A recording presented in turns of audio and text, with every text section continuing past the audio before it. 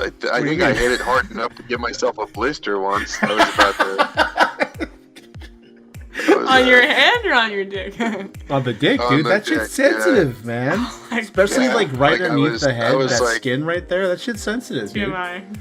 That's where you get that's why when somebody's like, I don't need to use lube. Yes, you do, dude. You do. You need to use that shit. Guys' hands are coarse. You gotta be sensitive tire burn. Your dinghy.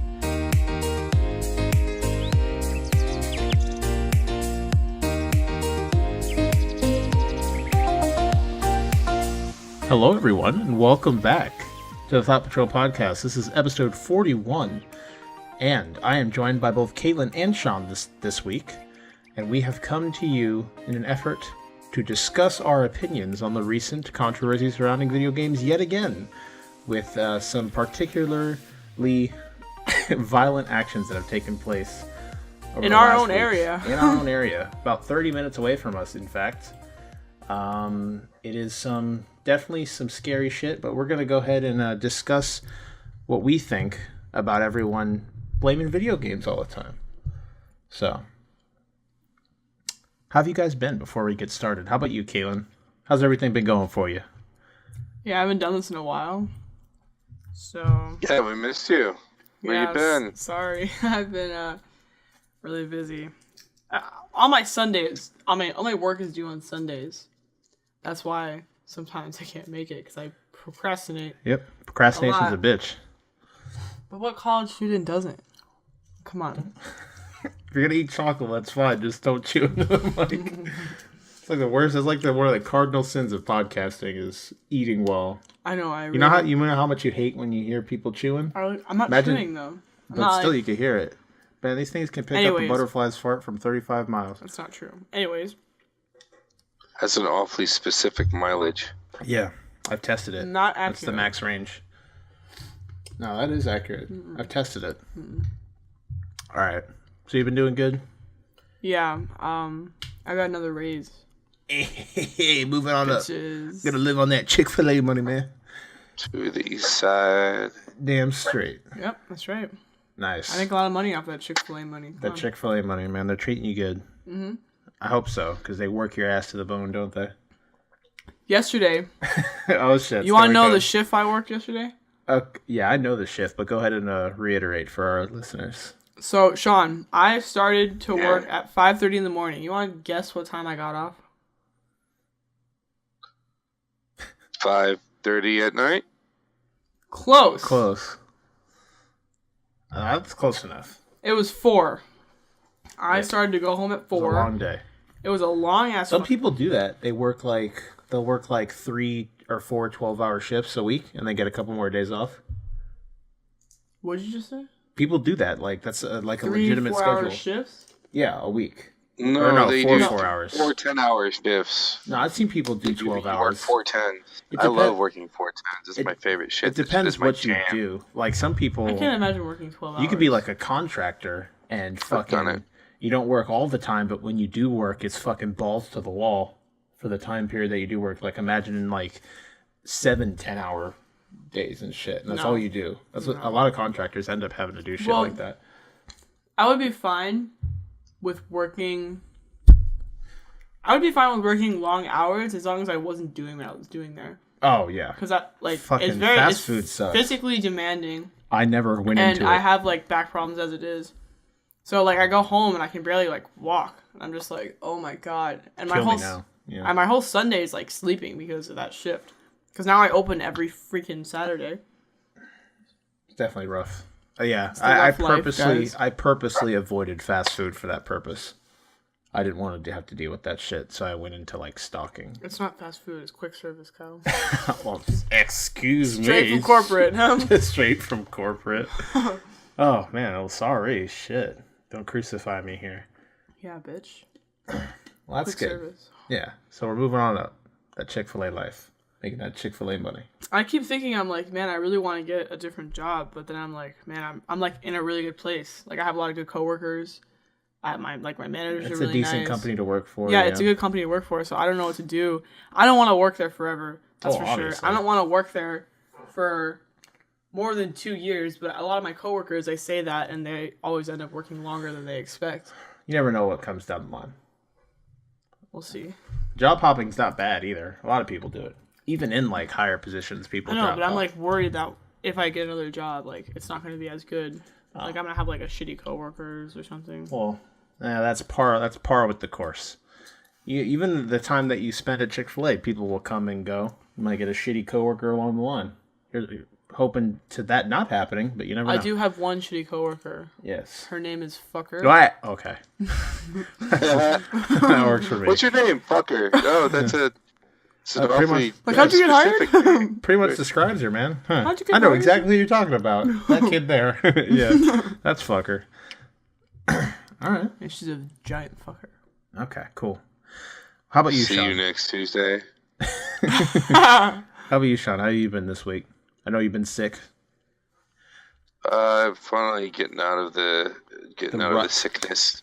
Yeah, it's rough. Yeah. It was pretty lame.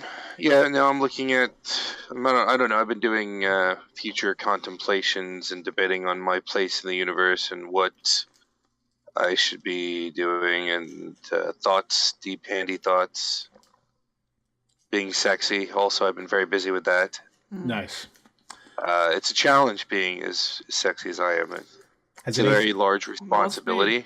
Yeah, I know. I'm sure, man. You know what they say, good old Uncle Ben.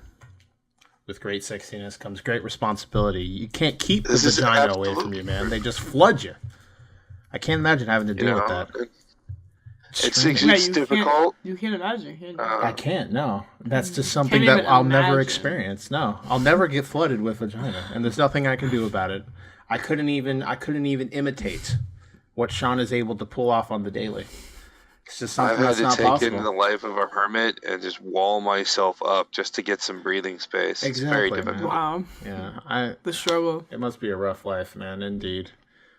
It is. But, I try and live honorably, so... Yeah. But yeah, things are okay. I picked up Secret of Mana. Nice. I haven't turned it on yet. I've been trying to hold off so that I can play it co-op with some people. But I might just play it up to the point where I unlock all 3 characters and then kind of wait to play the rest of it, because it's kind of hard to keep myself away from it. Okay. But I have other games that I need to play first anyway. Is it specifically couch, or is it online too? It's couch. Okay. It's always been couch. The thing the reason that I bought it was because it was a physical release. Like the game, what they did with that, like what they did with Final Fantasy 12, which was release it largely digitally. And so the 12 actually got a hard copy release a bit wider than this one did. With Secret of Mana, they've done so many, high-res re-releases of it, like they did it on, 3DS, and I believe they did it on the phone as well.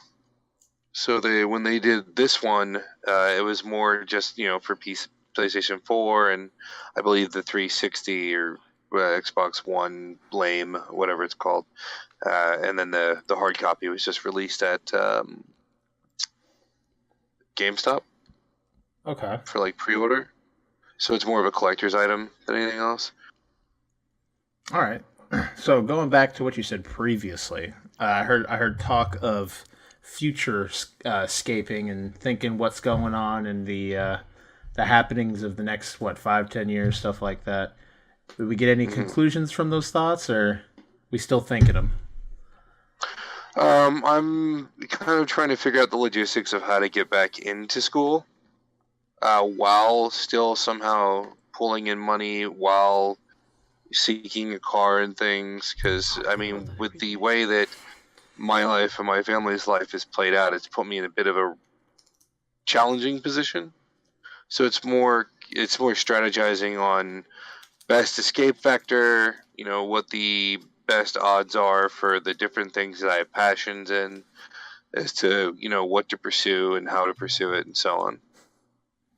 Okay, it's kind of like what I've been doing. Because the big thing right now is I don't have a vehicle since my car got stolen, so that's a problem. What? And then that was like a year ago. It's over a year ago. My car got stolen after my dad died. You can't like call the police or something? Yeah, how'd that go? Did you report it? Oh. It's no. You don't remember, Kyle? I think you missed. No, I remember the event, but I don't remember what. Yeah, there was no way that I could get it back. They had been held for so long without me knowing that it was at that yard or whatever. That when I went to pick it up, and they said it was going to be $400 to pick it up, so I brought $400, and they're like, and they're like, all right, well now you can pick up the car. We just need the $2,500 for the holding fee, and I'm like, the what? What? Are you fucking kidding me? To get my car, I didn't even fucking know it was here. Like, so I mean, I brought the $400 you said I had to have. That was 60% of my paycheck, but fuck, here it is. Just let me have my car. And then they wouldn't do it. They're like, no, we have to, we're not allowed to blah, blah, blah, blah. And if we do, then the city and blah, blah. And so that was the end of my car. Rip. Yeah. Okay. Yeah, you jogged my memory. Getting the car back is the first priority. So that's been some strategization there. But anyway, enough of that boring shit. Let's go back to the fun stuff where we talk about boobs and fart jokes. Okay. And ass. And ass. Oh, yeah. Okay. So much ass. Well, I'm glad you could both join me. I'm glad every one of you out there tuning in, whether it's Spotify, Audioboom, Google Play, the iTunes podcasting service, or even YouTube, where our home base is. I'm glad you all can tune in. Come hang out with us for the next couple hours. Like I said, we're going to be talking a little bit about gaming and its role as a scapegoat in recent happenings and stuff like that. But before we do that, we're going to go on to some housekeeping. Actually, we need to talk about our week, Caitlyn. We had a pretty cool week. That's right. Hell yeah. We went to go see a concert. And since you're bigger fans than I am, I want you to go ahead and, because I'm sure that night was magical, I want you to go ahead and explain what we went to go do. Okay, so there's this band called Slaves. I've been following for years now. And so I follow them on like everything, basically. I follow them on Twitter, Instagram. I follow them in everything. I gotta keep up to date. Exactly. And I saw that they were touring for the new album, and I was like, whoa, that's really cool. And they actually came to a place that's really close to us that I won't mention. But it was very... it's on their social media. It was O'Malley's in Margate, Florida. It's just a bar, a shitty little bar that we went to. It was cool. Yeah, it was a little shithole. The small venues are the best. They are. The small venues are always the best. Because we were like literally so close. 5 feet. Like Caitlyn actually touched one of the singer's hands and then proceeded to almost have a heart attack on the spot. My brain almost exploded. Like it was crazy. It scared me. So I just look in her and her left eye is like hemorrhaging. We actually took our mom with us. I don't know why. I thought she got lit, dude. She had like 7 beers. It was 6 or 7 beers. Bears. She was actually there was this one group, they're called Dayshell, that we saw, and they were really loud. Holy shit. Whoever did the mixing, they did good for the most part, but when Dayshell came on, I don't know, they just probably wanted to be loud as fuck for whatever reason, but it was like deafeningly loud. And our mother, she had like napkins on hand, so she started ripping up the napkins and literally passing out fucking earplugs to people in the audience. We actually made a lot of friends. Yeah, we had our own little circle of people. And it was actually circle. Yeah. It was actually pretty good because we had these 2 guys that were with us, and there was this one guy, and he was just, I don't know if he was just wasted or if he was just really excited to be there. He was excited. I think he was excited. He like kind of pushed through the crowd, and he was like knocking people around. Oh yeah, almost like trying to start a mosh. To start a pit? Yeah, but like no one's having it. Yeah, no one there was having it. Because like Dayshell, like okay, so Dayshell was probably the heaviest band. They were the heaviest band, but they weren't like headlining the tour. So like no one's there to see them. Yeah. But they're there. And it's not screaming. It's just not that type of It wasn't that concert. Type of crowd. Yeah. And so this guy's like basically trying to start a mosh pit. And these 2 other guys, they were so sweet. They were like they were like standing in front of my mom and I, so he wouldn't like knock us over and like knock us down. Did they form a wall? Yeah. Yeah, I was like, "Aw," my heart like melted. I was like, "Thank you." Kyle was being, he wasn't useless, but Kyle was just. I was behind her. Yeah, he was behind me. So I was fucking behind her the entire time. I've done that at concerts before.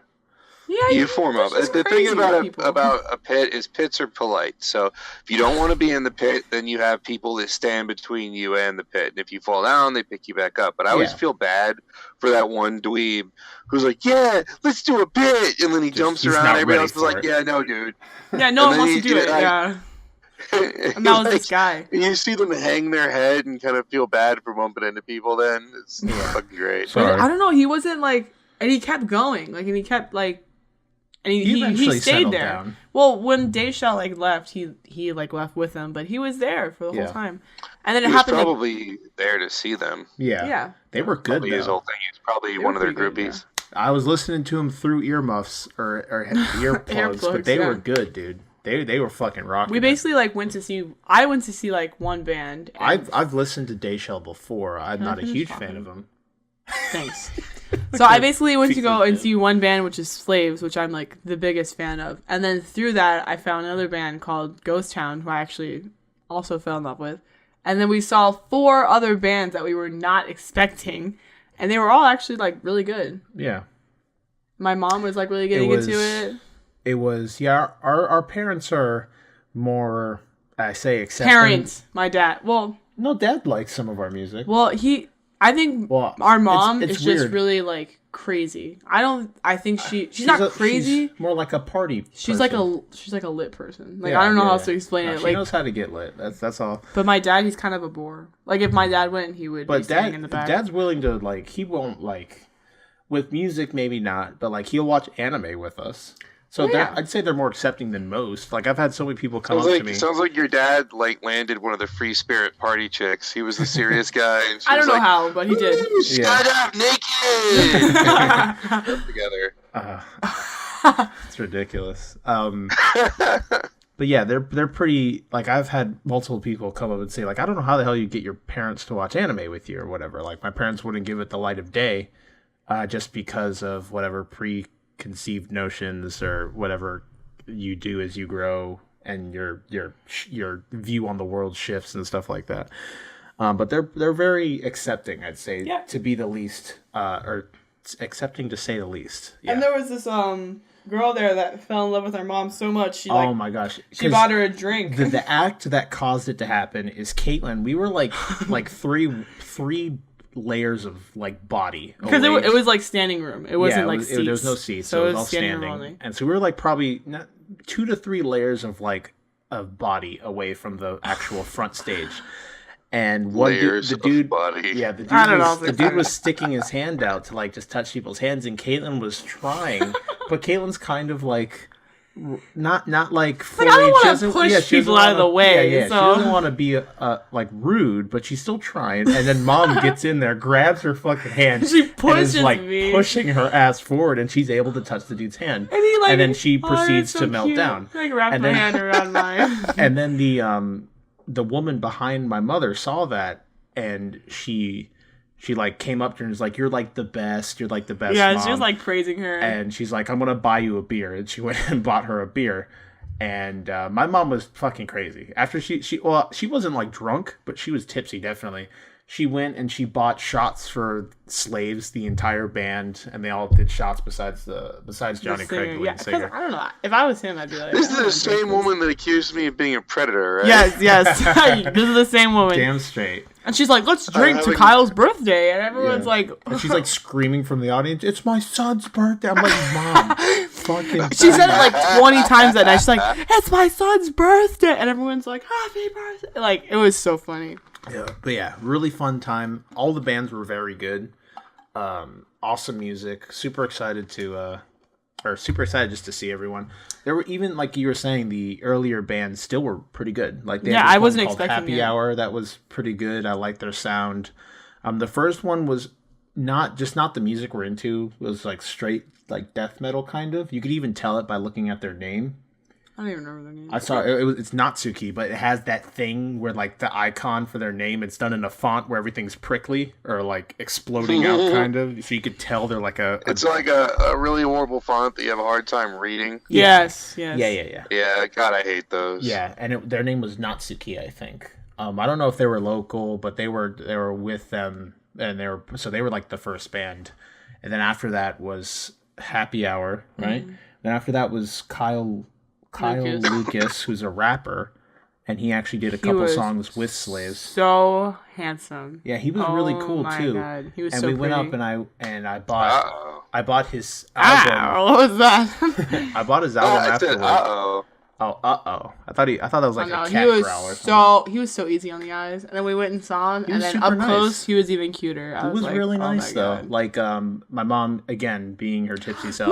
It's my son's birthday. Like, my son's birthday, and he's like, and he's like, Keon's like, oh, his name's Kyle too, and I'm like, hi Kyle, I'm Kyle, and then he's like, oh, that's awesome. He's like, it's a great name, and then he like signed I bought his album, and he signed and said happy birthday, so that was pretty cool.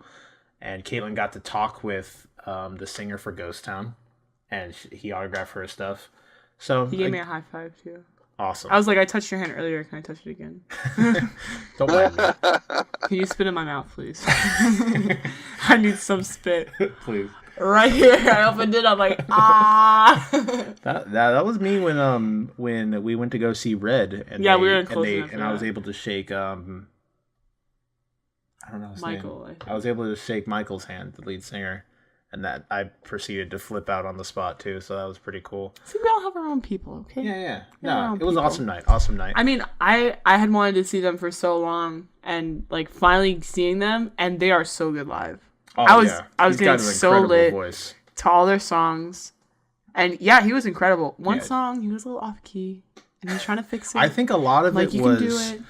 We were also in a smaller venue. I don't think that the what's the word for the way something sounds as it travels through a room? Reverb. Not reverb particularly. The acoustics. The acoustics weren't very good because we were inside a shitty bar.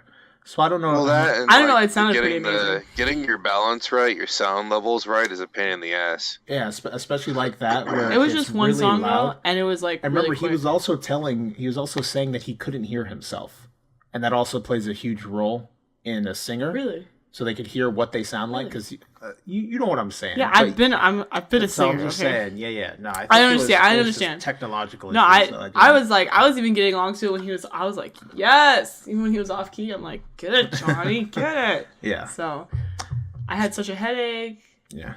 My voice. Oh my god, my voice. Dude, when I've sang at concerts before, and you're not always going to be able to hear yourself. You have to know how your voice feels. No, I had like recordings, and I could hear myself, and I was like, I said it so bad. I was like, but I was getting so lit. You were like so excited though. You weren't focusing on anything else. No, I was just not. Making noise. And for Ghost Town, I guess he was like, I want to hear you guys sing. So I guess that meant that they were really well known or whatever. And I was like, can you see me? I'm singing. I was like, I'm singing your songs. I know your songs. I love you guys. Because I guess no one really knew their songs. Yeah. And I guess because on other places, I guess people weren't singing along with them. And that kind of like breaks your heart.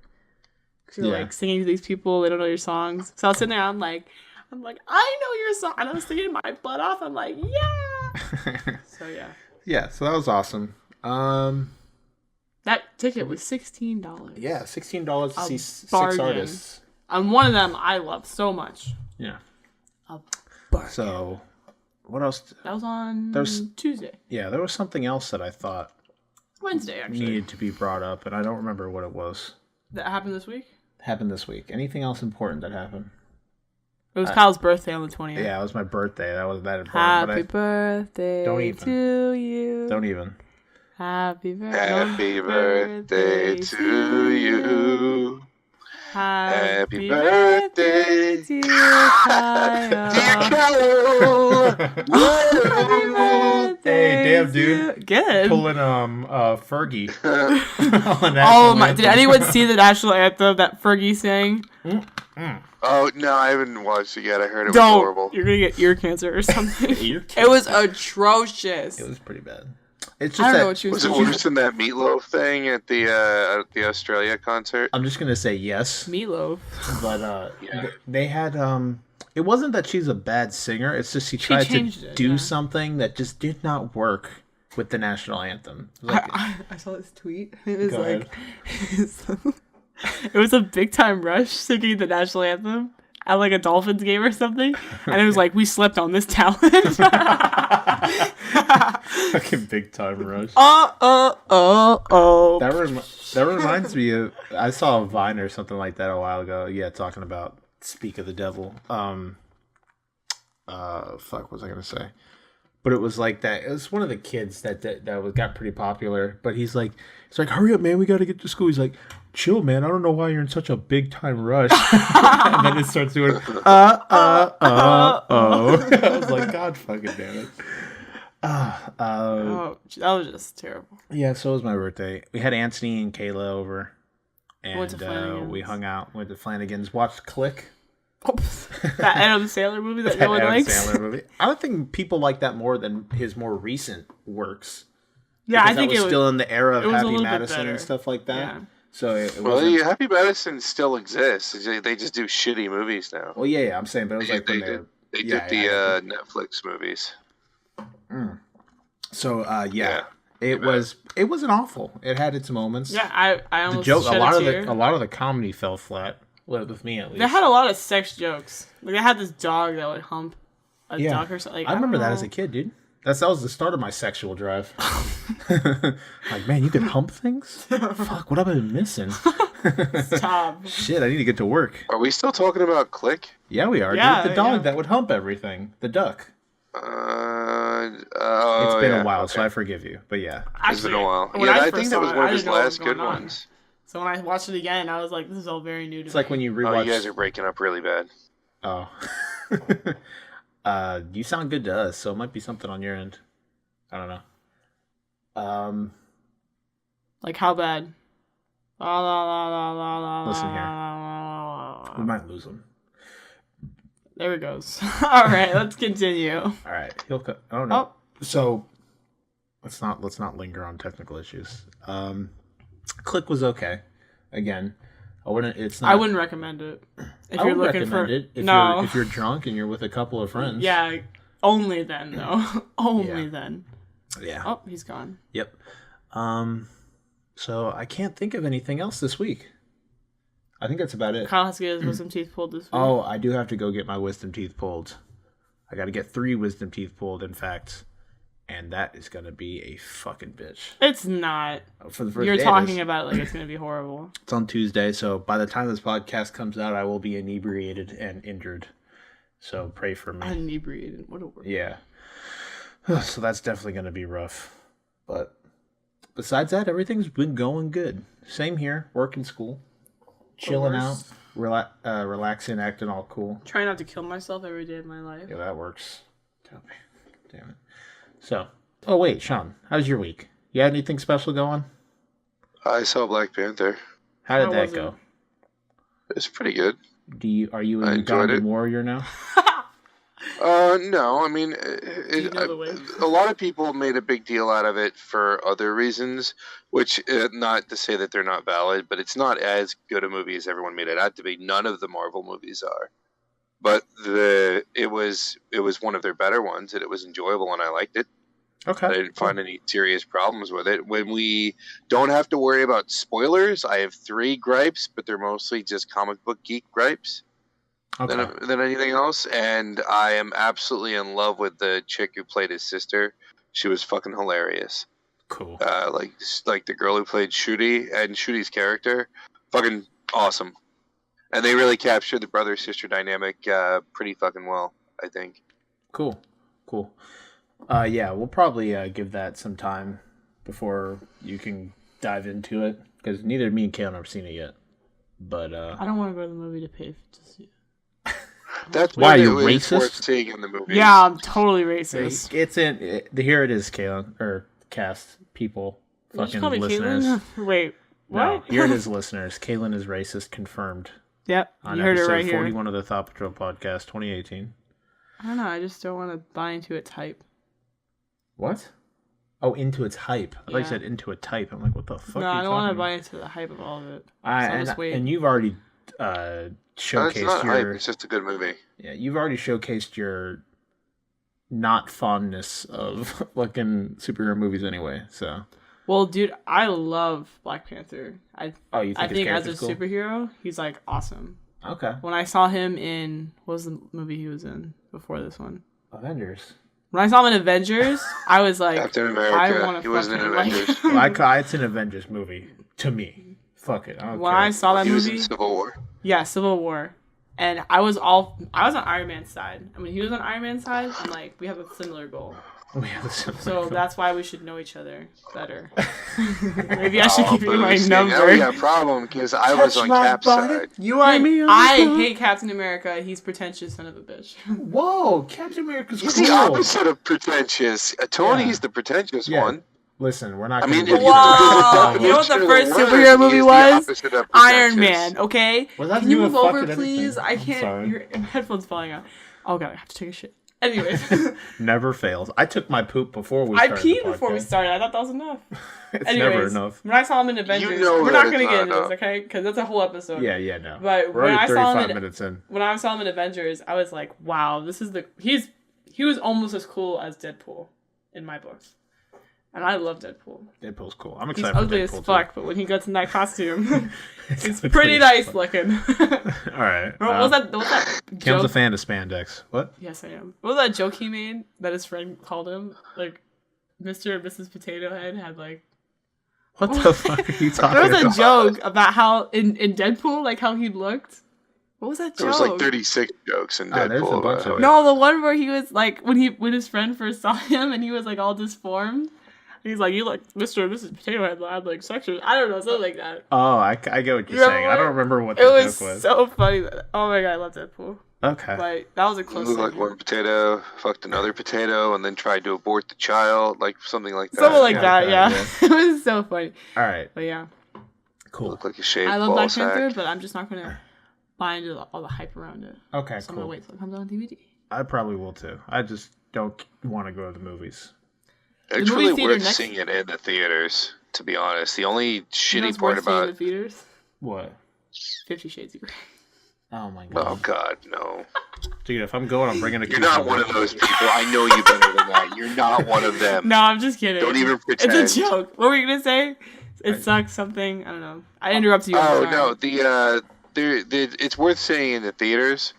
But the one thing that I noticed is I don't know if it was just maybe if they rushed it or whatnot, but there was one fight scene where the CG was so bad. God, I've heard so many complaints about the CG in Black Panther. Yeah. Really? Yeah. Oh yeah, it's pretty rough. Like for the most part, you can look past it, but there's one scene where there's this really tall mountain and people are all standing on the side of it on these like I don't know, like bucket seats at an opera almost, but they're all standing, and it looked so fake and like flat, like two-dimensionally flat. And then there's these rhinos that look really goofy, and but the worst part was the fight scene at the end, which was for the first like 15-20 seconds. There's like a falling part, and then like a super kung fu part, and it was bad. It was really bad. It was like Blade 2 claymation bad. Oh fuck, that's not good. Oh man. But that was the only mechanical gripe I have about the movie. They tried to push. I don't think they took enough time with certain plot points. Would have been nice to see a little bit more, to get to know some characters a little bit more before they're like, "Hey, here's a character. They're doing stuff. Yay!" You know. And yeah, that part was a little rough. But outside of that, I enjoyed it a lot. I just wish that they had done something different with his enemy, not Killmonger, because they actually improved Killmonger. In the comic books, Killmonger is a joke. You know, he comes back every so often from the dead. They kill him again. He's fucking retarded. Nobody cares.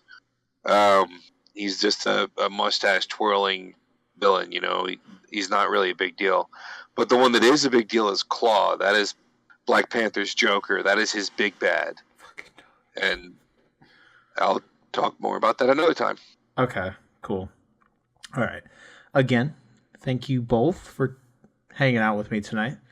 This is episode 41 of the Thought Patrol podcast. And before we move on into our mailbag segment, I got a little bit of housekeeping for everybody.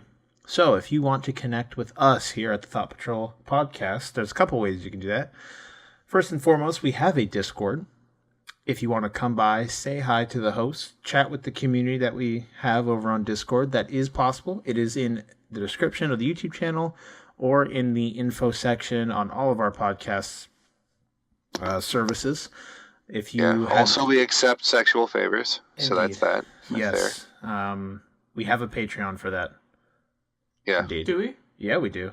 No, we don't. Oh, we fucking will now. If you guys hear anything that we talk about this episode that you want to share your opinion on, feel free to do that in the comments below if you are on YouTube. If you want to check out the other content that we put out, such as Let's Plays and highlights, streams of the sort, you can feel free to subscribe over on YouTube. We also have more information over there. You can also check out our Twitter, where we put up announcements, for the most part, just announcements at this point. Also, if you really want some brownie points with us, feel free to leave an iTunes review. It helps us out tremendously. We show up a little bit more often on, I don't know, just their algorithms or whatever. The more reviews we have in general, whether it is an actual review or just a 5-star rating, we really appreciate it. Even if you're just completely honest with us, we just want to hear what you guys think, get some proper feedback from you guys so we know where we can improve in certain areas. So with all that out of the way, we're going to get to our mailbag. And our quick before the mailbag, hold on. We've had at least 3 or 4 guys, listeners, join in gaming with us and play some stuff. It's been really awesome. So we appreciate the interaction. That's very cool. Like I know I got sucked into a bout of Monster Hunter, and there was one listener and one new listener who joined in and was killing the shit out of a bunch of innocent creatures with me. So that was pretty cool. Yeah, I know Marshall and his friend John. I know that they play together often. We did play a couple rounds of Monster Hunter together, so that was really cool. I think we mentioned that last week, or the week before, I guess. But yeah, if you guys ever do want to hang out with us, we're on PlayStation. Again, all that stuff was in the description below. You can also hit us up on Discord if you want to kind of organize something, hang out. We'd love to hang out with any of you out there that are tuning in. We would appreciate that. So, all right, first question we have from Sam, a.k.a. The Flash, 2189. Salutations and good merriment, my friends. Here's a question for you. 4K technology is becoming the standard for streaming, TV, and gaming, but what's next? 6K, 8K, when will it end? At some point, when will graphics or even just resolution reach its peak, its omega? Already has. You might as well plug up an eyeball to a camera attached to a brain. What? You might as well plug up an eyeball to a camera. Plug an eyeball to a camera. Attached to a brain to replicate human eyesight. What are your predictions? Love you all. Kyle, Shawn, and Caitlyn. Bunch of emojis in there. Spelled my name wrong. We have been around Sam long enough to where you didn't even have to say Sam asked that question. As soon as you say you might as well plug an eyeball up to a camera, I would know it's Sam because he's the only one that thinks of sentences like that. I'm telling you, man, he's trying to. We love you, Sam, but he's trying to fill up that essay, trying to get that word count. You know, you put more adjectives in there. It's not double spaced though, so and there's not some white words that are filling up the number. When the cyborg apocalypse happens, Sam's going to be the first one to go, I fucking told you guys! I told you! Damn straight. And finally, as always, Go Beyond Plus Ultra. I'm going to cue in. I'm going to cut in a sound effect there. Okay. You're going to have to. Just listen. Time is up. I'm going to cut in the sound effect. CAITLY. Okay, everybody? LY. Yeah, that's how you spell it. That's how you spell my name. It's not a big deal. It is to me, okay? All right. So what do we think here? I do kind of agree with Shawn. I think it's going to go as far as the benefit will show, right? So right now we're sitting at 4K, and you can see a benefit between 4K and 1080. Definitely. As of right now, technology can barely... Yeah, I wouldn't say 4K is a standard, at least for gaming currently. Even streaming, it's kind of awkward because not many internets like speeds can hold 4K unless you're like near a major city or something like that, or you have a really good line set up near you. Your human eye can only see so much, and with 4K, we can't see all of the improvement that happens between 1080 and 4K. We can only see some of it, and with the refresh rate, we can only see a certain amount of that too, like the frames per second. And it's going to get to the point where it's going to be perfectly smooth and as detailed as possible. But after that, the only thing that you're going to be able to do is go into like 3D or some sort of immersion or something like that. Maybe like the scent thing that they've been working on. Although I have no fucking idea how they can do that because there's like billions of scents. But that's the only way they're gonna like fuck with TVs. I mean, they can make them bigger. You know, they can start shifting the projections and shit like that. But you're hitting a bottleneck in terms of what the human eye can actually appreciate. Yeah, one thing that's interesting with technology in general, or at least with this, is I don't think things technically have to get prettier. But like you were saying, if the immersion is ramped up, you can still get lost in that world. It's like, look at VR chat, right? It's been blowing up recently. It's a game that you play in VR and you make everyone just hangs out basically. It's like a hangout, but it's done in VR. And there are people that legitimately Ugandan thing. Yeah, there are people that legitimately have like immersion like that they experience, and that game does not look anywhere close to something like Uncharted. The game looks like, I don't want to say doo-doo, but it doesn't look like amazing, and there still is like, you feel like you're there just because of the fact of all the immersion that VR provides. So I don't think technically we'll move farther into things looking prettier. Not too much farther, because then again, like you were saying, your eye can only detect so much of that. But when it comes to at least resolution, I think that's where we'll stop. The moment that the change won't be detectable, and then people catch on to that, because they're going to eventually put out a TV that will be past that point. Yeah, and they'll charge for it. Yeah, people will just fucking buy it because it's the newest thing. And then once people start to realize, oh shit, 12K is no different between 8K, or whenever that wall is hit where it's not distinguishable anymore, then once consumers catch on and figure it out, then we might shift into different areas where the new nose attachment for your TV, smell what it smells like in Gotham City, like shit and decay or whatever. And I think that's where it will start to lead. We already see it in video games. I can't imagine them doing some kind of nose attachment for VR, and that'd be like the truly immersive experience where you're practically there at that point. I don't think we'll ever get to a point where you'd be, I don't know. We even might get to a thing where it's something along the lines of Sword Art Online, where they just strap you neurally to something, and then it just replicates the stuff and just tricks your brain, and then boom, you're there. I'd be down with that. I need dangers you run testing. into is infections through implants and shit like that. What they've tried, I don't know, man, because you'd have to have something feeding back into the brain, and that's when shit gets dangerous. Because it's different when they do that. You know that brain rig where the sensors. Basically, they stick the sensors on your forehead and on the side of your head and shit like that, and you think where you want the car to go, and the computer can read your thoughts, or basically what it's learned to do is recognize what the electrical patterns are. Yeah, it reads brainwaves. Like, oh, that brainwave means turn right. This one means turn left. They've done that. It's by no means perfect, but they've done that. It does theoretically work, and they have had it work in simple things. Like they have a guy who remote controlled an RC car with his mind. I actually saw, but it's not practical. I saw a really cool. I saw a really cool art exhibit that someone had where they'd hook that thing up to you, and they said just think of something that makes you happy, and depending on how the electrons fired in your brain, it would create a different color, and it's almost like a mapping of your brain with color. Really fucking cool thing. It's an art exhibit. I think it's in like somewhere in Europe. I think it was in France. I don't remember exactly where it was. Europeans, man. Yeah, them damn Europeans. Ahead of us. Europe's fancy. Yeah. So fancy.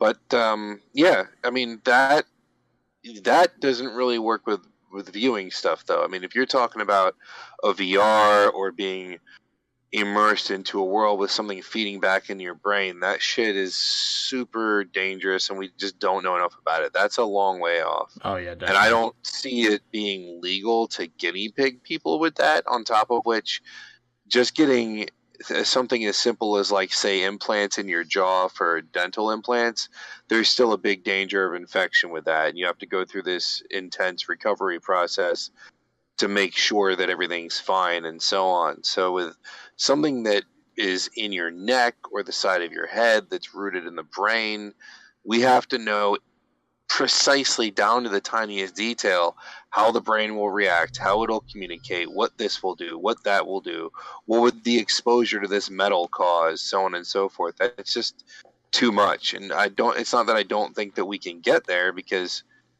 I mean, science fiction is nothing but the truth turned up to 11. So eventually we will get there, and that would be awesome if that could happen while we were all young enough to enjoy it. But it will.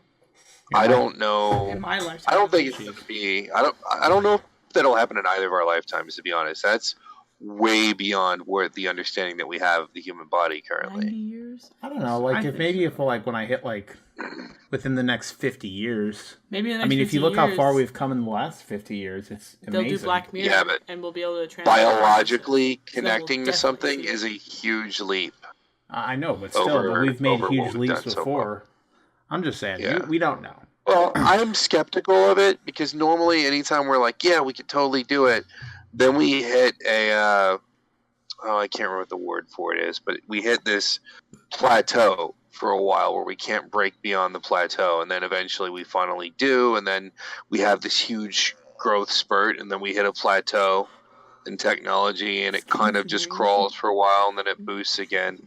And I think we're going to hit a plateau before we have that kind of growth. So I don't think that would play into how we're going to view our entertainment. I think they're going to reanalyze the whole 3D thing and how we view TV. So it's going to be how it engages the senses. It'll be how it sounds, how it looks, how it smells, how it, it's going to be that kind of stuff. They might have like feedback chairs. Yeah, they might have something you put under your cushion that vibrates. No, they don't. Yeah, they do. No, you're living in the future, Kyle. I don't know what the hell you're talking about. Oh, maybe they do. Well, the 3D TVs, as well as they did work, and some of them worked really well, they just didn't sell. The technology was still not affordable enough. And I think that's why they canned out. But I think we'll see 3D TVs come back for sure. All right. It would be cool if they could do like the 3DS thing, or maybe if they made a TV that was deeper and allowed for a wider like viewing from side to side, so that you didn't have that blur thing going on, like the 3DS had. I don't know, something like that maybe. When like the 3DS came out, and everyone was like amazed by it.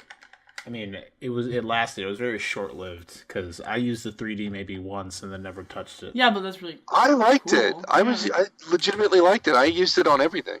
It was much better once it was revamped. The initial version of it kind of sucked ass. Yeah, but like the original. Once they got the eye tracking. It, oh yeah, like, no, it was really ahead of its time. 3D, it was cool. Without 3D glasses, like that's really cool. Yeah, no, it is cool. That's my opinion. See, they could do that with a TV. You just need a really large TV, because you have to be directly in front of it for it to work. Yeah. You have to. There'd be like an optimal spot though, and I don't think you can do that. Well, if they get the eye tracking technology perfected, then you wouldn't need to have an optimal spot. So the only thing is tracking multiple people's eyes. It wouldn't be a multiple viewer experience. It would have to know how to. Have you seen that demo that they did? I think I saw it on Facebook, but it's on YouTube, where it's one TV, and they had 4 different people sitting at the TV.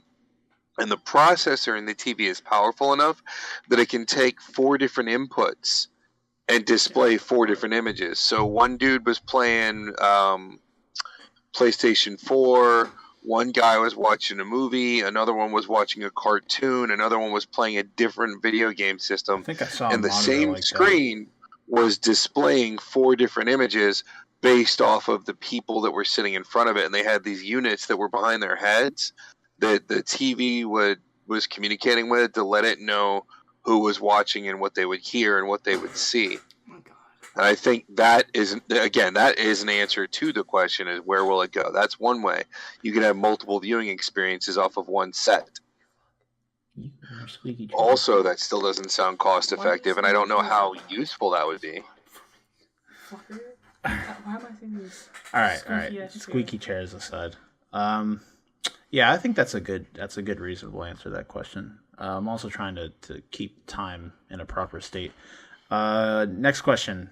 We have, now this is interesting. We recently had an arc take place in our Discord between Sam and Funny Guy, now known as the Reverse Flash 9812 instead of the Flash 2189. Flash Reverse 9812. You have to reverse everything. No, well, the Reverse Flash is actually like a thing. Like it's a character. But you have to do Flash Reverse. Because that has to be reversed you don't commit to it that much. You have to commit or no commission. I mean, whatever. Commit or no commission? You don't make money? Whatever. Okay. So we're going to say, because one of his questions have to do with the main title or the main topic. We'll save that till we get there. But his other question is, this one's interesting. All right. Hey guys, it's me here. Real quick question. Now, given Shawn's endless, wacky, and wild stories ideas, wondering if either of you have beat your dick so hard it counts as domestic violence. So yeah, that's it. See ya. Thanks for that question. What? All right, answer. Shawn, have you ever beat your dick into submission? I still don't understand the question, but I guess I can't answer it anyway, so I'm gonna sit it down. Well, Count doesn't have a penis. Yeah, I don't have a wiener. Sorry. You'll have to. Well, just reverse it for girls. We gotta have some female listeners somewhere. Shout out to all the girls out there. Have you ever fiddled with your bean to the point of I don't know. I don't know what girls do. Fiddled with your bean. All right, Shawn, have you ever beat your dick into submission? Bean like it was a boxing bag. Oh, yeah. Flick the bean. I don't know, man. I think I hit it hard enough to give myself a blister once. I was about to. On your hand or on your dick? On the dick, dude. That shit's sensitive, man. Especially right underneath the head, that skin right there. That shit's sensitive, dude. That's where you get that's why when somebody's like, I don't need to use lube. Yes, you do, dude. You do. You need to use that shit. Guys' hands are coarse. You got to be sensitive if you're dinghy. Now, Shawn, another question. Your ding dangleinger. Yeah, your ding dangle. Shawn, also referring to masturbation. Now, I've heard in multiple cases that socks have been used. Has that ever been? I've never used a sock. I've encountered it several times, but I have not personally used a sock. No, but I did. The dumbest fucking idea. Why would you use your sock? Apparently, it's a big thing. I don't know if it's texture or what, but my question is, I went to a friend of mine's house once, and I was picking him up to go to a party, and I walked into his room, and he had a sock against the wall, and I kicked it, and the fucking thing was solid, like it just fell over, like in place.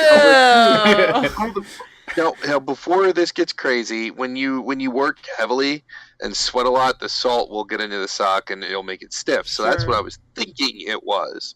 So I was like, I reached down just to pick up the sock and toss it in his fucking hamper, because I'm like, why didn't you put that in the hamper? He's like, oh, dude, don't touch that. And I was like, oh, okay. Why not? And he's like, that's my spank sock. And I'm like, I'm afraid to ask, what's a spank sock? And he's like, it's a sock you spank it with. And I was like, my life will never be the same. Thanks for that. I touched your spank sock, dude. No, we almost. Dicks. Almost touched the spank sock. All right. I think I still went and washed my hands for good measure, though. I would, too. Now, another question in the efforts of just clarifying. Now, I've heard from some people that when they, or at least dudes, I don't know how it works with women, but when dudes go to masturbate, right? I've heard from some people. Now, I always thought this the weirdest thing, but it'd be like a thing you make into a night kind of, where you're like, ooh, excuse me, oh, Jesus, that was a loud burp. I was expecting it to be that loud. But it's you lay down, you put out some candles or shit like that. It's always been an unceremonious act into the toilet in the bathroom or something like that. So I've never heard. Yeah. Because girls, for the most part, unless you're a fucking sprinkler, you don't really have to deal with something like that because you don't have any What's the word I'm thinking of? You don't have any. Again, what we're talking about? What is the question? What's the word? You don't have any. You don't have any byproduct if you're a woman, right? That's not necessarily true. That's not true. What are we talking about? I mean, like, there's absolutely byproduct. But I mean, like, you get wet, but like, I guess if you do reach climax as a woman, I guess you would have byproducts. Kyle, your inexperience is showing. What? One day, of course. One day, Kyle, when you grow up, you'll find out the truth. Yeah, I'll learn about the birds and the bees. But so I'm assuming the act, because usually women, at least in the sexual sense, are more. It's not looked at as like an act that's done just for the pleasure. It's like something that's an experience, kind of. So when a woman goes to please herself, right? I'm assuming she would do something like that, right? Where you make it a night. Also, it takes much longer for a woman to reach climax than it does most dudes. Can you move over, please? I'm sorry. Jeez. So, I don't know. It's interesting. What is the question? The question is, you ever beat your dick so hard it counts as domestic violence? Oh, I thought there was a new question. I've known women who lay out, candles and put on music and put a whole experience into it. I've never done that. I don't know about a night, but they put a lot more effort into it than we do. We're just like squirt, squirt, spank, spank, done. Okay, what's next? You smack into the toilet, takes 20 seconds, we don't and get you're the done. same kind of experience. It's a much more sensual experience for women than it is for guys. Yeah, we got definitely ripped off when it came to the orgasm mechanic. Yeah, women have it easy. They got so lucky. Caitlyn looked at me with like the most disgusted fucking look. I wouldn't say easy would be the word for it. They definitely got the better end of the stick there. I mean, well, a lot of women have to like fake orgasms for the most part. They don't have to do that shit. They choose to do that shit. Nobody has to do that. Let's move to faking an orgasm is fucking retarded. Nobody should do that. I don't know, man. Like I even did an experiment. No, I did an experiment in a relationship because dude, the guy doesn't nut every time. Like, I don't know who told you that, but that's an urban legend. That's not true. It's a wives' tale. A lot of times, like, she just opens up and you don't really have a lot going on down there sometimes. So, like, where she's having a good time, you're, like, enjoying it, but you're not necessarily like riding as quickly as she is. Like you're slapping roast beef. All right, well, since this is apparently we're in an environment where we're just going to be open with shit, so I am totally fine with that. But there have been many times where I did not and she did. And it was more just because the sensation might have died down or there was a distraction. Shit can happen. But they had a fantastic time, and I had no less of a fantastic time, but that doesn't mean that I brought the train to the station. Yeah. The train? You were smashing her with a softie, Shawn? Come on now. No, that's not that's not what I'm talking about. I'm talking about shooting your load, dumbass. Yeah, I know what you're talking about. Just because they come doesn't mean you do. So, but I never faked it. She was just like, "Did you come?" And I was like, no. No. But I had a great time, and then they're like, then they would feel sad, and then I'm like, well, fuck, dude, what do you? I mean, it was amazing. I just didn't. I mean, I don't understand the problem. But eventually, I was like, all right, well, let's try this. So then the next time, it was like, did you come? I'm like, oh yeah, it was fucking awesome. And then they were fine with it, and I'm like, I guess this is why chicks do it. And I'm like, it still doesn't excuse it. I mean, let's put it this way. I mean, yes, you could do that. Fine, you could lie about shit, and nobody's feelings get hurt. But then things don't get better, right? So instead, if you're going to do that, you should still have that open communication in your relationship where you experiment or try different things to even make it even better. And I don't think that that's encouraged as heavily when you're lying about the results, so to speak. I think there's got to be some sort of middle ground. Yeah, you have to be open with your significant other. Yeah, the best sex I've ever had was in relationships where we talked about it. Yeah. And we had fun talking about it, and we'd experiment. And some of the most memorable events that you'll ever have in your sexual experience is gonna be the stuff where it doesn't work out right. You fall off the bed, or somebody farts, or there's laughter. It's the stuff that doesn't play off perfect. Because I will tell you now, when you're later on and you look back at all your misadventures, the ones you'll remember most aren't going to be the ones where the sex was perfect. It's going to be the ones where things didn't go according to plan. That's the shit you'll remember. Damn. I remember the girls that were the best lovers, but I don't remember specific instances nearly as well with them as I do with the times when I laughed or smiled, or if the fucking roof caved in or the bed broke and their parents came, that kind of shit. Yeah. That's the stuff you remember. All right, let's actually answer the question. Have you ever? So we need to clarify a line to what leads to beating your dick so hard it counts as domestic violence. I'm thinking more than 4 times a day in a single day. Yeah, definitely. Yeah. Hey, nothing wrong with it, man. It was a day you treated yourself. I've never had that many occurrences in one day. Never. I have a very active libido. Okay. Very nice to know. Fill up a can, man. That's disgusting. Oh my god. That is fucking. You got like disgusting. Raw oyster rolling around the bottom of a fucking can. Why would you do that? That reminds me of a disgusting picture. So I don't know if it was legit or not, or someone just shit posting, but he was saying that like he had like this anime figure he came on one day for the entire year, and it looked absolutely horrid and disgusting. And I just really hope that was like decaying something else and not ejaculate. But I think that answers the question. I could have gone my entire life without knowing somebody nutted on this action figure. Dude, people even nut on like pictures of other people. It's ridiculous. And it's almost like this kind of like drive of power that, at least from what I've seen, my experiences delving through parts of Reddit, it was like a power drive almost, like, yeah, fuck that bitch, I came on her face, or like a 2D version of her face or whatever. And it's just like dudes comparing dick sizes with each other in like a chat room. It's so fucking odd, man. The internet's a fantastic place. So I'm gonna throw this back at you, Marshall. Should I name you by your first name so we're keeping it sensual, or reverse flash here, Mr. Funny Guy? Have you ever beat your dick into submission?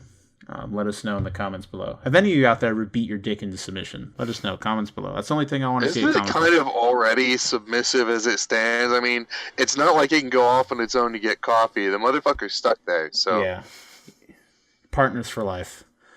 I don't think I've ever had it rebel. Be like, no, I'm not gonna. Like, yeah, just stay soft. Just stay soft. Like, come on, fucker, stand up. It's usually the reverse. I'm like, dude, don't look, don't do that. Don't. No, man, dude, I saw her.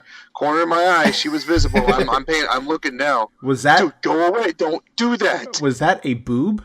I saw a boob in the middle of your. Fuck. The joke was going so well. Yeah, it was. God damn it! I saw a boob in the middle of your presentation. I'm gonna go show the whole class that the flag is risen. Yeah. That's the worst. Have you ever had something like that? I've because like again we talked. Dick has a mind of its own. You'll get a random boner. It just happens. There's nothing you can really. No reason boners are an absolute. You can't really. Thing. The wind gusts the right way. Yeah, you could not think about a single sexual thing. Although that's probably like 2% of the time spent as a growing male because it's 98% the other.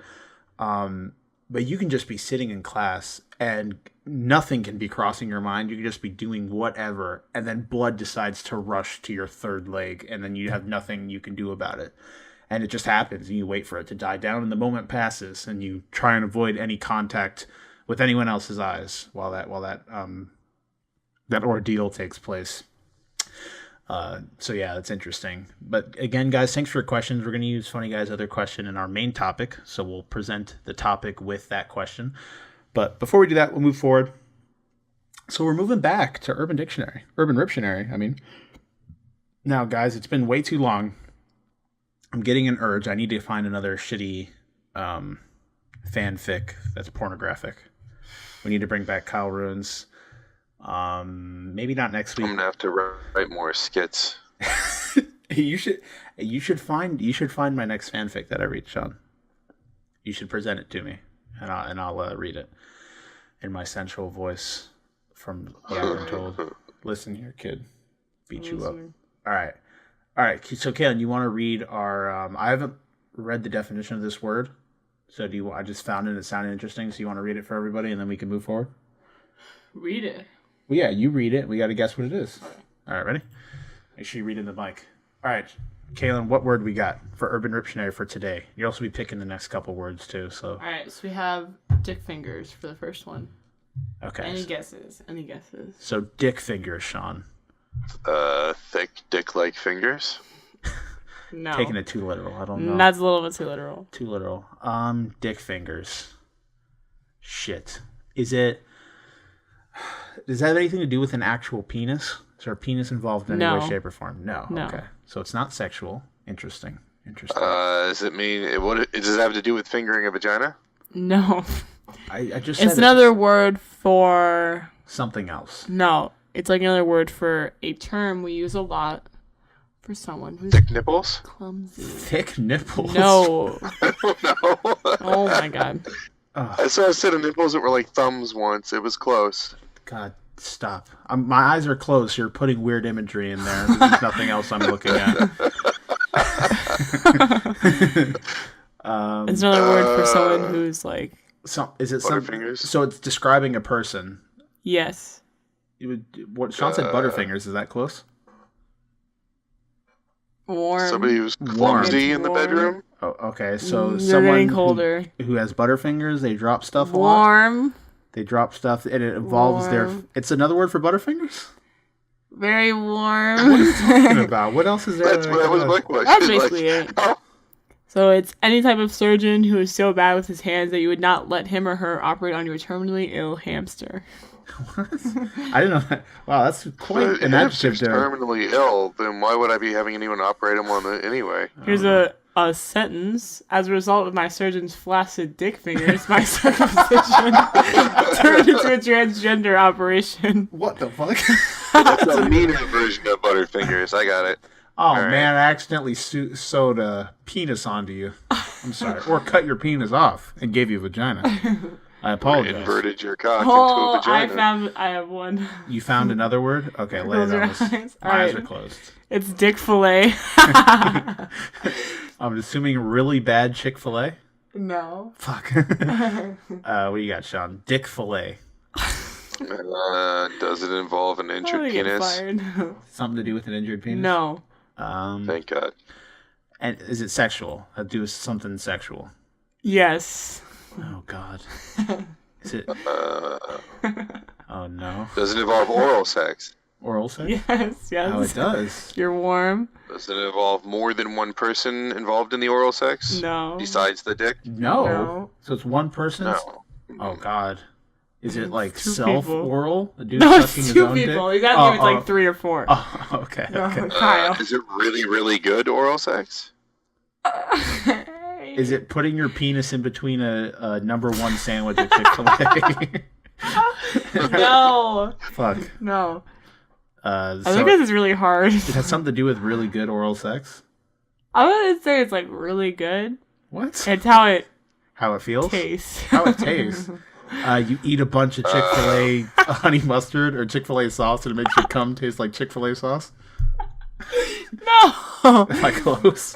Not at all. Oh. Okay, wait. Does it involve like the girl doing something or whoever it is doing something before going down to change the flavor of said penis? No. There's no. I'm just gonna do it. Okay. We failed. Yeah, it was pretty bad. All right, it's when you suck dick and it looks, smells, and or tastes like chicken. Oh God. How does that happen? When has that ever happened? How do you come across something Here's like a sentence. that? Okay. Why would you continue doing it if it was any of that? Here's a sentence. Girl, man, that blowjob was a total dick fillet and now I'm hungry for chicken. No. Just I feel racist. I don't know why I feel racist. All right, give us one more. Okay. Let's see. Dick fillet. That was stupid. I was close. Oh God, that's not a good sign. All right, give us a word. So we have dick fishing. Dick fishing? Is it literal in the sense, like actually fishing with your penis? No. Sending... Oh, your turn, Shawn, my bad. Trying to get something out of a vagina with your penis? No. Like apple bobbing, but with your wiener. No. It involves one person. That's the only hint I'm giving you. Oh, no. I don't like where this is going. God, the ones that involve one person are always the worst ones. All right, dick fishing. Fishing in, like, your urethra for something? No. One person. No. You never know. I don't even care if that's the answer. No.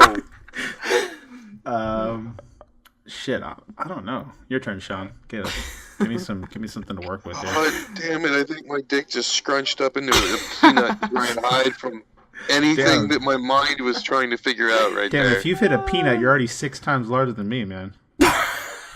Like, it just shrunk. It's trying to climb into my ass for warmth. For warmth. Oh, who's that? Okay. It's a cold, cold world if somebody is fishing around in their urethra. That sounds so painful, dude. I wouldn't put my fingers anywhere near that. Okay, it has to do with leaves. What? What? It's one person with leaves. I think we've lost here. Can I surrender? There's another hashtag. But, okay, so we have hashtag dick, we have hashtag fishing, hashtag hunting, hashtag leaves. Oh, okay. Hashtag children. Disguising your penis as a bobber for a fish to bite. Fuck. What are you doing? Covering yourself with leaves with your dick out? But you hover over the water? How do you hover over the water? You're under the water. What's a fish? And your dick sticks Wait, out. how is it gonna a fish? I don't know. I didn't think about the anatomy of this fucking situation, okay? I can tell. Alright, I'm just gonna read it, okay? Okay. Did you hear me? No.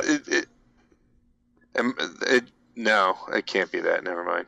I said, like, is it somebody that's trying to disguise themselves under a pile of leaves with their wiener sticking out, hoping somebody will just wander up You're and close. randomly peck their junk? You're close. You're close? You're close.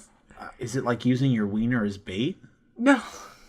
What? I was gonna read it, okay? People bait? Alright, so I have to try not to lose it while I'm reading this. Okay, so we have the act of laying down in a park, forest, library, or other public location and covering oneself completely with leaves, except one keeps their penis sticking out the top.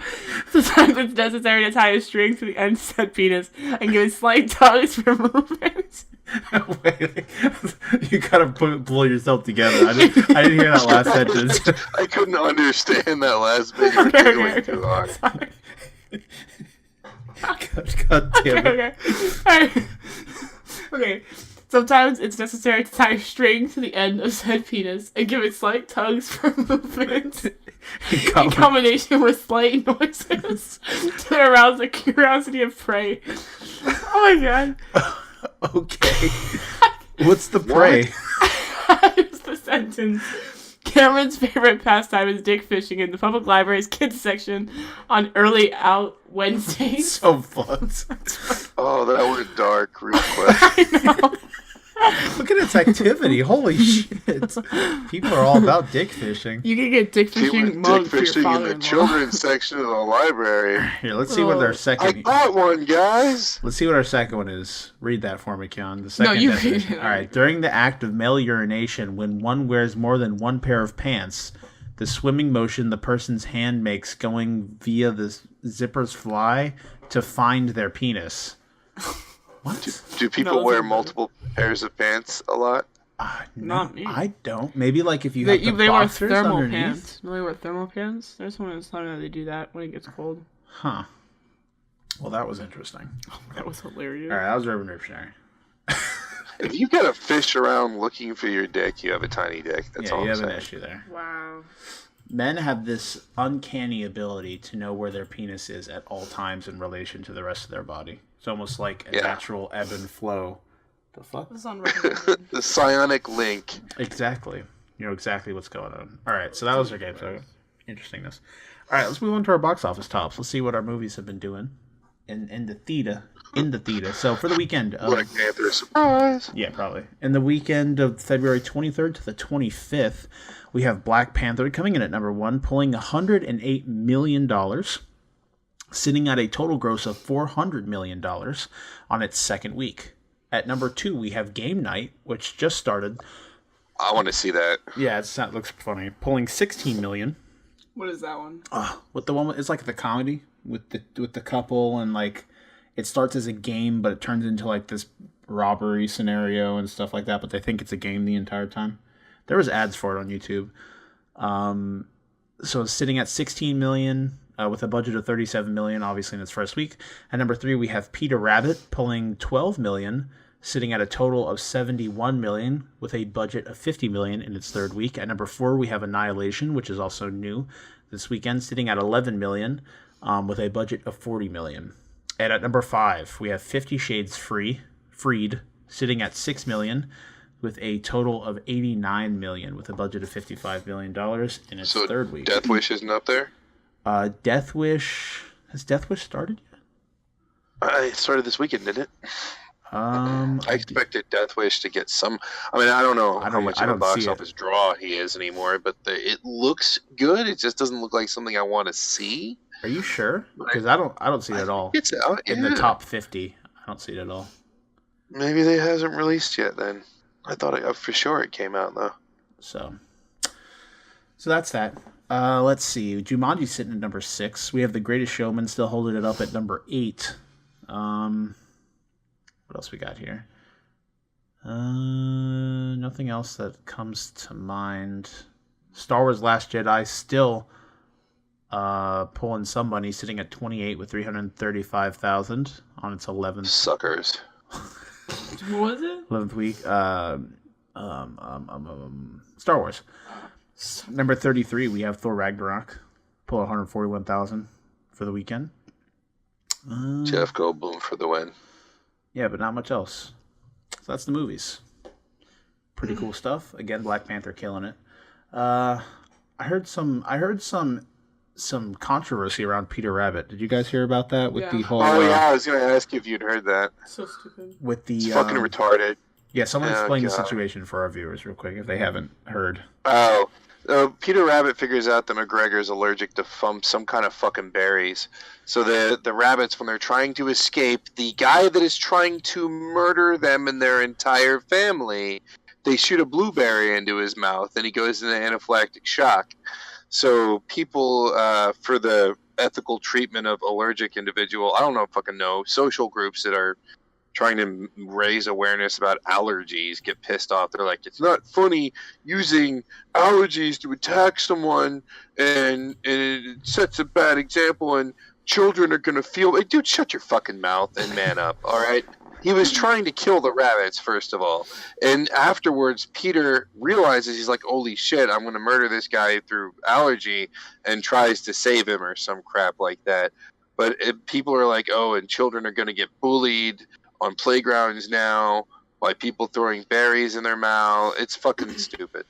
Was it a smart move to put that in a movie? No, probably not. It was kind of the whole a dumb setup. Wasn't really smart at all. Yeah. So. I mean, Peter Rabbit's not exactly let's make a movie about the book that everyone knows. You know, I don't know about that. But the whole fucking allergy thing, it's people overreacting and being stupid and making a movie apologize about their shtick. And I think that's fucking ridiculous. Ridiculous. Yeah, that's the whole thing, though. Peter Rabbit attacks McGregor with a fucking berry because he's allergic to berries. Although, when's the last time you saw a farmer that's like, you know what? I'm going to grow something that I'm so allergic to, if I touch it, I die. Yeah, that's not a thing. All right.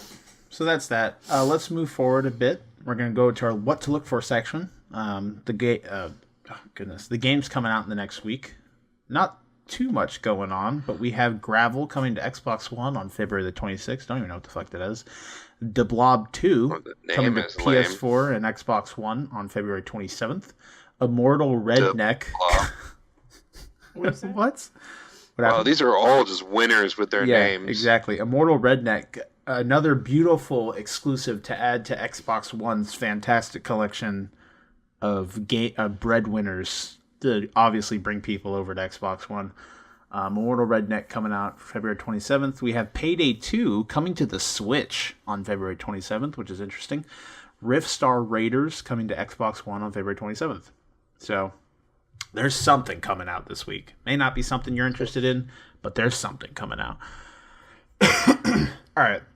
With that, we're going to move on to our news real quick. We got a couple things. Oh, actually, not really a lot, in all honesty. But we have a few things. So the first thing I want to talk about is we recently had the 21st Annual DICE Awards that happened on, I want to say, Friday night? Thursday, Friday night? Something like that? Saturday?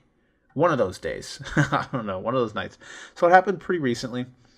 And we're going to go over the winners. So we've had, for Game of the Year, I want you guys to take an educated guess. What do you think won Game of the Year? Wait, it's not that hard. Zelda. For DICE? No, well, DICE does their own game awards. It's not DICE Games. And DICE it's not the video game company. DICE is a different thing. I think Game of the Year, what's the time period, though? Just for 2017? Yeah. But it's the full 2017 year. It's not like it starts in February. Okay. Yeah. Yeah, it's not the probably DICE. Zelda. DICE stands for the ones we would have voted in. Yeah, DICE stands for Design, Zelda Innovate. or Mario. Okay. DICE stands for Design, Innovate, Communicate, Entertain. That's what it stands for. Zelda got Game of the Year. They might have different standards. Yeah. Oh, well, here goes for hoping. Yeah, Zelda got Game of the Year. Zelda also won Outstanding Achievement in Game Direction and Outstanding Achievement in Game Design. After that, we have Lone Echo and Echo Arena winning Immersive Reality Technical Achievement and Immersive Reality Game of the Year. Fire Emblem Heroes pulled Mobile Game of the Year. Metroid Samus Returns got Handheld Game of the Year. That was really good. Snipper Clips That's won... just a remake, though. But that's still technically a new game. Snipper Clips got the DICE Sprite Award. Award? Sprite, yeah. Not Sprite like the Award. drink, but like... Yeah, I got it. Yeah. For Outstanding Achievement in Online Gameplay, went to PUBG. Mario Rabbids Kingdom Battle pulled the Strategy Simulation Game of the Year. FIFA 18 pulled the Sports Game of the Year. Role-Playing Game of the Year went to Nier Automata. Racing Game of the Year went to Mario Kart 8 Deluxe. Fighting Game of the Year went to Injustice 2. Family Game of the Year went to Snipper Clips. Adventure Game of the Year went to Legend of Zelda Breath of the Wild. Action Game of the Year went to PUBG. Outstanding Technical Achievement went to Horizon Zero Dawn. Outstanding Achievement in Story went to Horizon Zero Dawn. Outstanding Achievement in Sound Design went to Super Mario Odyssey. Outstanding Achievement... Wait a minute. Story. So Nier and Persona were ignored completely when looking at Story. Yep, and it went to Horizon. Although Horizon Story was okay, I would not say good, it was my favorite of the year. It's not amazing. Hell it's not no. like, wow, that was so good. It's more like, that's a fun story and a good game. So did they do anything Japanese, or is this just an American award thing? Nier got RPG of the year, so... But Nier's not a role-playing game. Nier's an action game. It has role-playing elements. I don't know why Persona didn't get it. I believe, as much as I love Nier, I believe Persona 5 is a better RPG. If they didn't give fucking Action Game of the Year to Zelda, they could have given Action Game of the Year to Nier. And Zelda's not an action game, though. That's an adventure game. It's an adventure game. Exactly. I don't know what the fuck's going on with this shit, dude. Outstanding Achievement. I think everything's an RPG at this point in time. Like Mario is an RPG because you can decide to turn left or right. If you look at Outstanding Achievement in Sound Design went to Super Mario Odyssey. I don't know how much we really see here, because we had a Senua's Sacrifice, Hellblade, which did a fantastic job in sound design. Like, it was insanely good. Outstanding Achievement in Original Music Composition went to Cuphead, which Cuphead had good music, but I don't think it had better music than Nier did. I would have given it for art design more than music. Definitely. Outstanding Achievement in Character went to Hellblade Senua's Sacrifice. Outstanding Achievement in Art Direction went to Cuphead. And Outstanding Achievement in Animation went to Cuphead. So those are the awards. Little things here that are a little weird. I don't know how much money Nintendo gave to DICE in order for them to just shower them with awards, but hey. Racing Game of the Year, Super Mario 8, Mario Kart 8, which wasn't even it did not come out in 2017. It was a remake that came out in 2017 that just had all the DLC. The game was like no different whatsoever. It was just a re-res. I don't fucking know. Yeah, it was a higher resolution. Nintendo probably paid some buku bucks to get them. And wouldn't you think that Mario would be a better family game than Snipper Clips? I mean, Snipper Clips was a tech demo. Well, I don't see Mario as a family game, in all honesty. Not Odyssey at the very least. Yes, I know. Yeah. It's weird. Odyssey was a good game. It was a good game, definitely. But I don't see it as a family game, especially since the 2-player mode was shitty, and that was the only thing you can do with someone else. Well, yeah, but no shittier or better than fucking Galaxy, and wasn't Galaxy considered a family game? I guess it depends who you ask. I don't know. All right, let's move back on to our next. We have a couple more articles here before we move on into our main topic, which will be a little bit longer because we have some more information to cover as this whole story is kind of progressed. So first we have it's an article from GameSpot by Eddie Makic. It says Rainbow Six Siege has no sequel planned. Rainbow Six Siege might not have gotten off to the best start, but it's doing much better now in terms of player figures and general sentiment, and it's not going anywhere soon. Brand director Alexandre Remy said in an interview that no sequel is planned, at least not yet. Instead, you can expect Ubisoft to continue to support Siege through the games as a service model. Quote, "We are saying extremely loudly here, there is no sequel planned," Remy told Eurogamer. "We will be here for the next 10 years, so expect more Rainbow Six in your life for quite some time." Excuse me. Ubisoft is planning to release 100 operators for the game over the course of its lifetime. There are currently 36, and 8 more coming in the upcoming third year. Quote, "That 100 is a symbol of the longevity we want to have for the game," Remy explained. Siege was originally released in December 2015, blah, blah, blah. And they have Chimera coming out in the start of March. So definitely I think the people won't get tired of it and find a better or a different competitive game to play by then? Well, I mean, it depends on how they update the game, what they do with the game as they update it. Because if you look at things like League of Legends core gameplay has stayed the same for all 6 years of its lifetime, and it will continue to stay the same because it's a MOBA. But they keep it fresh with characters and redesigns to older things and adding newer things. So Siege keeps it fresh with the characters, and every once in a while does events that introduce something new to the game, like the new zombie mode that they're busting out and stuff like that. I think they'll keep the focus on the game for a long period of time because, again, the core gameplay is very good. The core gameplay of Siege is very polished. It's well done. They could do some things here server side to make it where some bullshit doesn't happen, like increasing the tick rate so you don't have to deal with, or I guess lowering the tick rate. I don't know exactly how that works. So you don't deal with people quick peeking and you don't even see their model, but they see you perfectly and headshot you just because the server isn't refreshing as fast. Things to make it more of a smoother experience will keep people coming back to it as long as they're just listening to public opinion for the most part. I think it'll be fine. And the only thing I see is that the game tries to hold some sense of realism. Some of this shit is a little bit like future tech. But for the most part, you don't got people flying around with jetpacks and shit like that. So I don't know how creative they can get with these another 64 characters without making characters repetition, repeat each other. Because, well, it's not technically super difficult because they technically only, for every character, they only have one thing that makes them unique, and it's their unique ability. So if you only have to think of one thing that's special, you're not really, like in League, you're creating 5 abilities for a character and a passive and deciding how they work entirely. Where Siege is, they're still a first-person shooter character, they just have a special ability that makes them different from everybody else.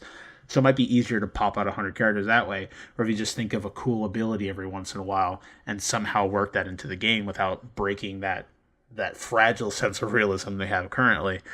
Unless they already thought it all out before they made the game. And then if they already have a roadmap planned and how everything balances, that'd make it a lot easier. Yeah, I know they have a roadmap for but I year don't 3. know how much they... Yeah, but in past circumstances, they haven't necessarily kept to the roadmap. I know when the Polish operators were coming out, they had to take some time off to do their Operation Health thing where they kind of fixed the game up. Although they had a legitimate reason to do it because the game was in a horrible state back then.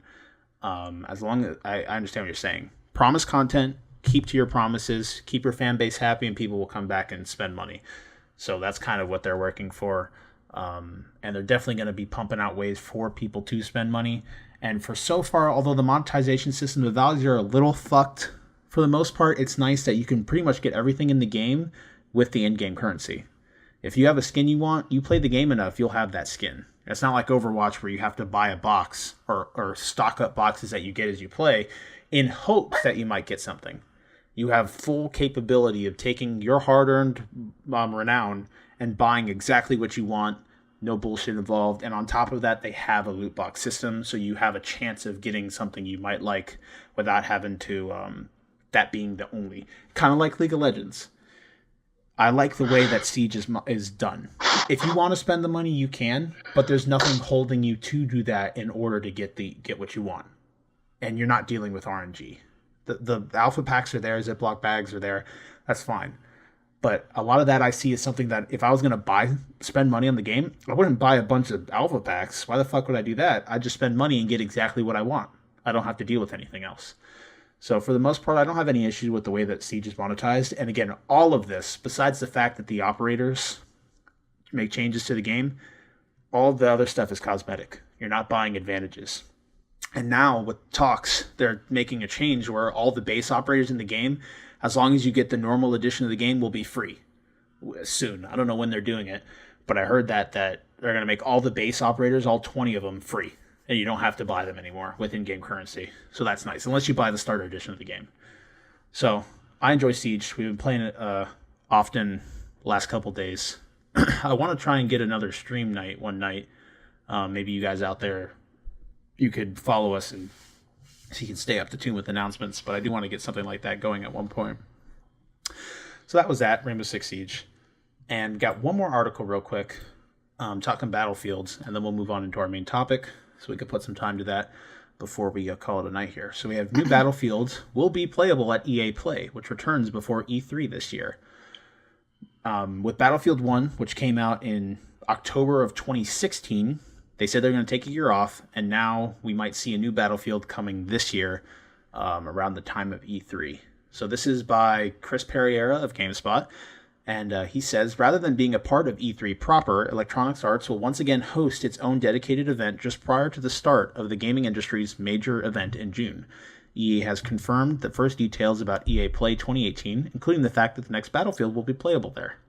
As you'd expect, there are virtually no details on what the game will be. EA simply says that EA Play attendees will, quote, have a chance to play the next Battlefield experience. The publisher had previously confirmed the next entry in the series would release later this year, so we'd expect to have learned the first details by the time June rolls around. However, we've learned nothing yet about what to expect from the game, including what era it will take place in after Battlefield 1 went to World War I. EA Play 2018 will take place in Los Angeles from June 9th to the 11th, and E3 will begin the following day on June 12th, also in LA. So, we have any ideas? You think they'll just go straight ahead to World War II? Because I think that'd be kind of similar to what they have currently in Battlefield 1, at least the gameplay style. Well, that's what Battlefield started with, was World War II. Yeah. I just don't know what they're going to try and do with this new one, which is Battlefield in general, because the gameplay that we see in World War I, or Battlefield 1, is much closer to gameplay you'd see in a World War II game, with the idea of the game kind of focusing more around automatic weapons and stuff like that. It's definitely something you'd see more in a World War II shooter than you would in a World War I shooter. So we technically already have Battlefield 2 or World War II or whatever. So I have no idea, but as you guys have all heard, we have no clues onto what is going to happen. But I'm sure as we get closer to the event in June and we move closer to E3, get excited for more reveals or whatever, start to see more stuff, we'll definitely hear some more news. E3 was so lame last year. Like, as much as I don't want it to die, like, as much as I want it to go back to being what it used to be, that's not going to happen. I mean, the industry has changed. All the information is disseminated on the net now. There's almost no mystery.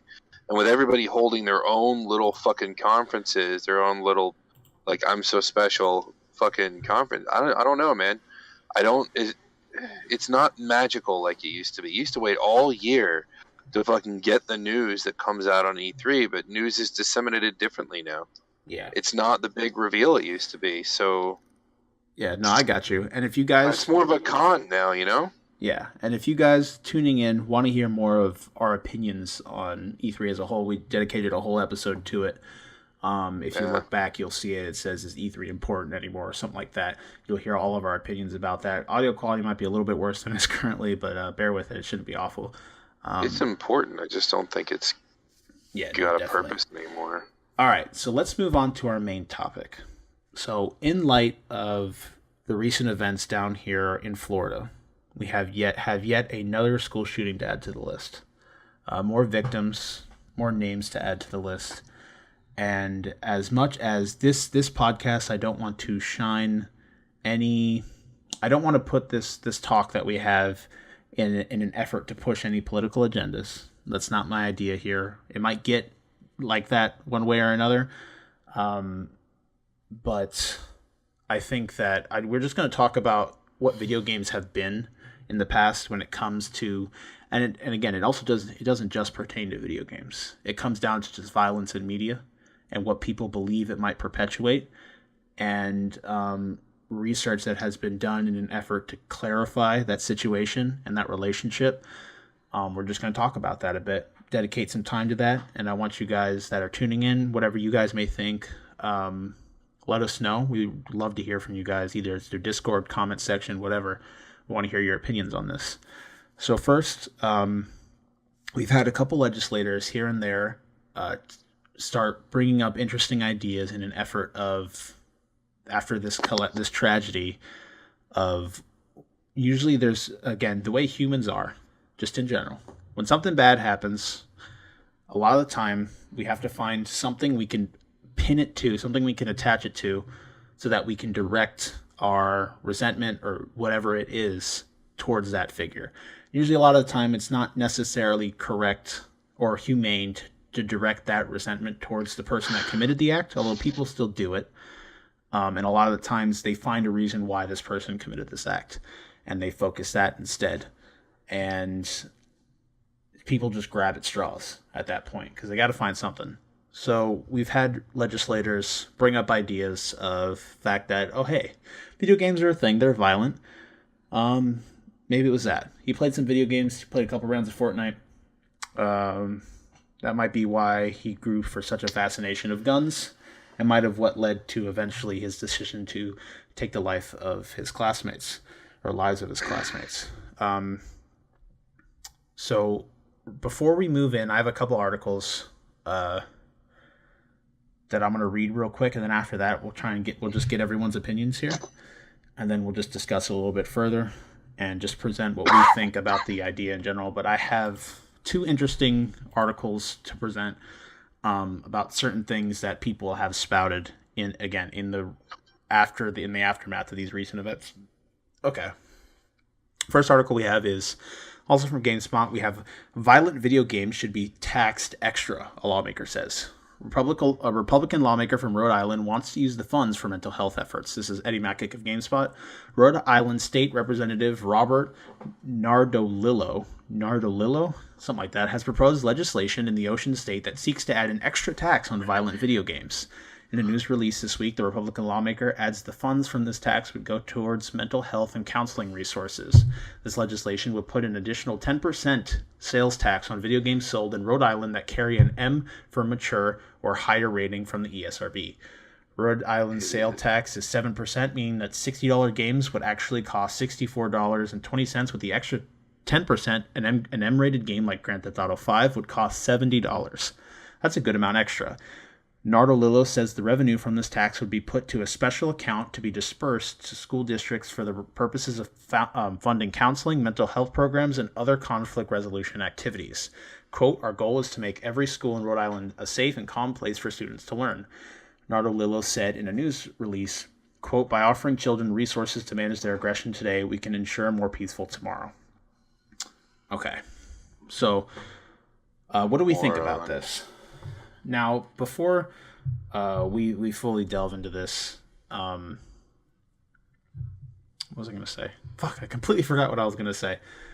Shawn, what's your opinion on this matter? What do you think about this? Well, two things have been proven. Video games do not influence people to commit crimes. And mental health there's no strong signifier, no strong connection between mental health and committing these violent acts, these mass crimes. People will, of course, it's common for us to say, and this has been in numerous respected papers by people with PhDs. I've read several who work with criminal mental health, and all of them synonymous have stated that mental health does not directly correlate with these crimes. There's no major linkage between the two, which is telling us, number one, something terrifying. The people that are going around and murdering people at large are sane. That's a problem, And number two, they've tried pinning crimes on fucking rock and roll. They've tried pinning it on music. They've tried pinning it on movies. They've tried pinning it on video games. Every time it doesn't stick, because it has been proven beyond a shadow of a doubt that these do not increase these types of activities. To a point, look at any other country who has the same video games in that country, and they do not have the same gun-related deaths we do. These idiots that are standing on a stage and pointing fingers at things that they personally don't agree with, or maybe they genuinely are trying to help but they just don't know what's causing it, so they're like, oh, well, that video game's disgusting, you play a serial killer, that might have influenced these people. Maybe they're trying to help, but they're not thinking. You have to use logic. The conversation we should be having should be, how are these people getting weapons? Why did they have the weapons? How do we prevent these weapons from getting into the wrong hands? It shouldn't be, wait, did Johnny play Grand Theft Auto and decide to run over hookers? That's not what's happening. And it's been proven so hard that no matter how hard they try and throw these barbs, there's nothing to stick to. So if this kind of bullshit passes, it passes because people are not doing their own due diligence and their own research, and they're just listening to fucking talking heads. It's pathetic. Do I think that more counseling and more conflict resolution in schools would help? Fuck yeah, dude. Get that shit out there everywhere. School, workplaces, etc. The more that's available, the more you have alternatives for people to turn to. Do I think that the consumers of video games should have to pay for that? No. No, not at all. No, we had nothing to do with it. Video games had nothing to do with it. Comic books and movies and music had nothing to do with any of that. Nothing, not one single percentage point iota to do with it. So it's absurd. But when you're looking at the fact that the largest link between mental health and are you guys still there? Yeah. Can you hear me? Yeah. Okay. When you look at the largest link between death, gun-related death, crime-related, any kind of crime relating to mental health, it's people that have mental health issues are the victims. That is the biggest link between any mental health issue and crime, as people that have mental deficiencies or mental health issues are often the victims of crimes against them. That is the largest link, and that has nothing to do with what happened in that school. So are they pointing at video games again? Yes, they're doing it again. They did it to Judas Priest in the 80s for frickin' suicides. They did it to Ozzy Osbourne. They've done it to violent movies, horror movies, you name it. But there's nothing to link it. There's no evidence whatsoever. And when we're talking about something with this severity, we absolutely should be having a conversation. And we should be having that conversation as openly and with as many voices as possible and with as much logic as possible to prevent future loss of life. But it's not a mental illness. It's not mental health. It's not video games. It's not corruptive influence in society. That is not what we need to talk about. The first thing we need to do is make sure that these people don't have the ability to go and harm huge amounts of people like they do. And that's not, and whereas I believe in the amendment, I believe that in your right to bear arms, I also believe that something needs to be done, because these weapons are finding their way in the hands of people that want to use them, and there is something we can do about that. We just have to figure out what it is. I don't think pointing fingers is helpful at all. No. What about you, Kim? I'm done. What do you think? What? I don't know. I think it's all ridiculous. Especially this. Oh, yeah, this legislation? This tax. Yeah. That's like a sin tax. And they put sin taxes on, like, cigarettes and stuff. And to say that a video game is the same as, like, cigarettes, that's absolutely insane. And why, like Shawn said, like, why should we have to pay for that as a gamer? Like, why should, like, people... Why should people that play games for entertainment have to deal with that or have to pay extra for that? I think it's ridiculous. I think it's ridiculous it's kind of like discrimination, towards games. You know what I mean? Yeah. Like, games aren't the only violent thing that we see on a daily basis. We see violence in the news. We see violence in movies. It's something that we see every single day. Like when I heard about it at first, I wasn't really shocked. Like, it was like, oh my god, like another school shooting. Like, I think we've been desensitized to it, and that's not necessarily a video game's fault. I think that's just the news mostly. I think that's like their fault. I think one thing that I'm a big proponent of, and it sounds wrong, but I think trash people will be trash people, no matter where you go. And I do agree to you with the point that a lot of the time, when a news station or news seeks out to put something out, it's in an effort to tug at a heartstring, one way or another. Because that's how they get people back. That's how they get better ratings. That's how they get people listening. Because if all you do is report about good things, that's something that's just like, as a person, you expect. So it's not something that interests you. As dark as it seems, the bad things are what garner the interest.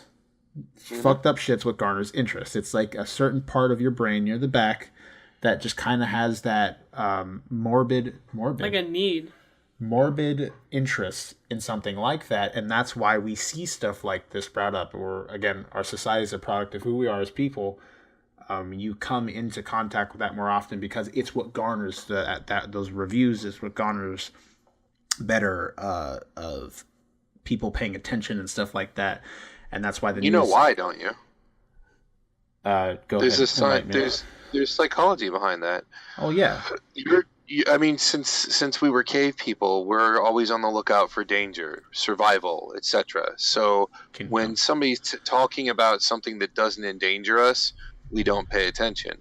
But if the news starts bringing up, oh, there's this threat, people died, etc., subconsciously on a genetic level, we are built to pay attention and to fear that and to try and understand what it is, so we know if it's a threat to ourselves. So the media, much like how like the mobile games and shit like that know how to play off of human programming, the media knows the same thing.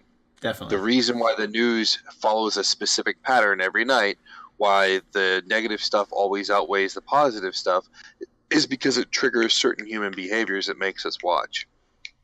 Yeah.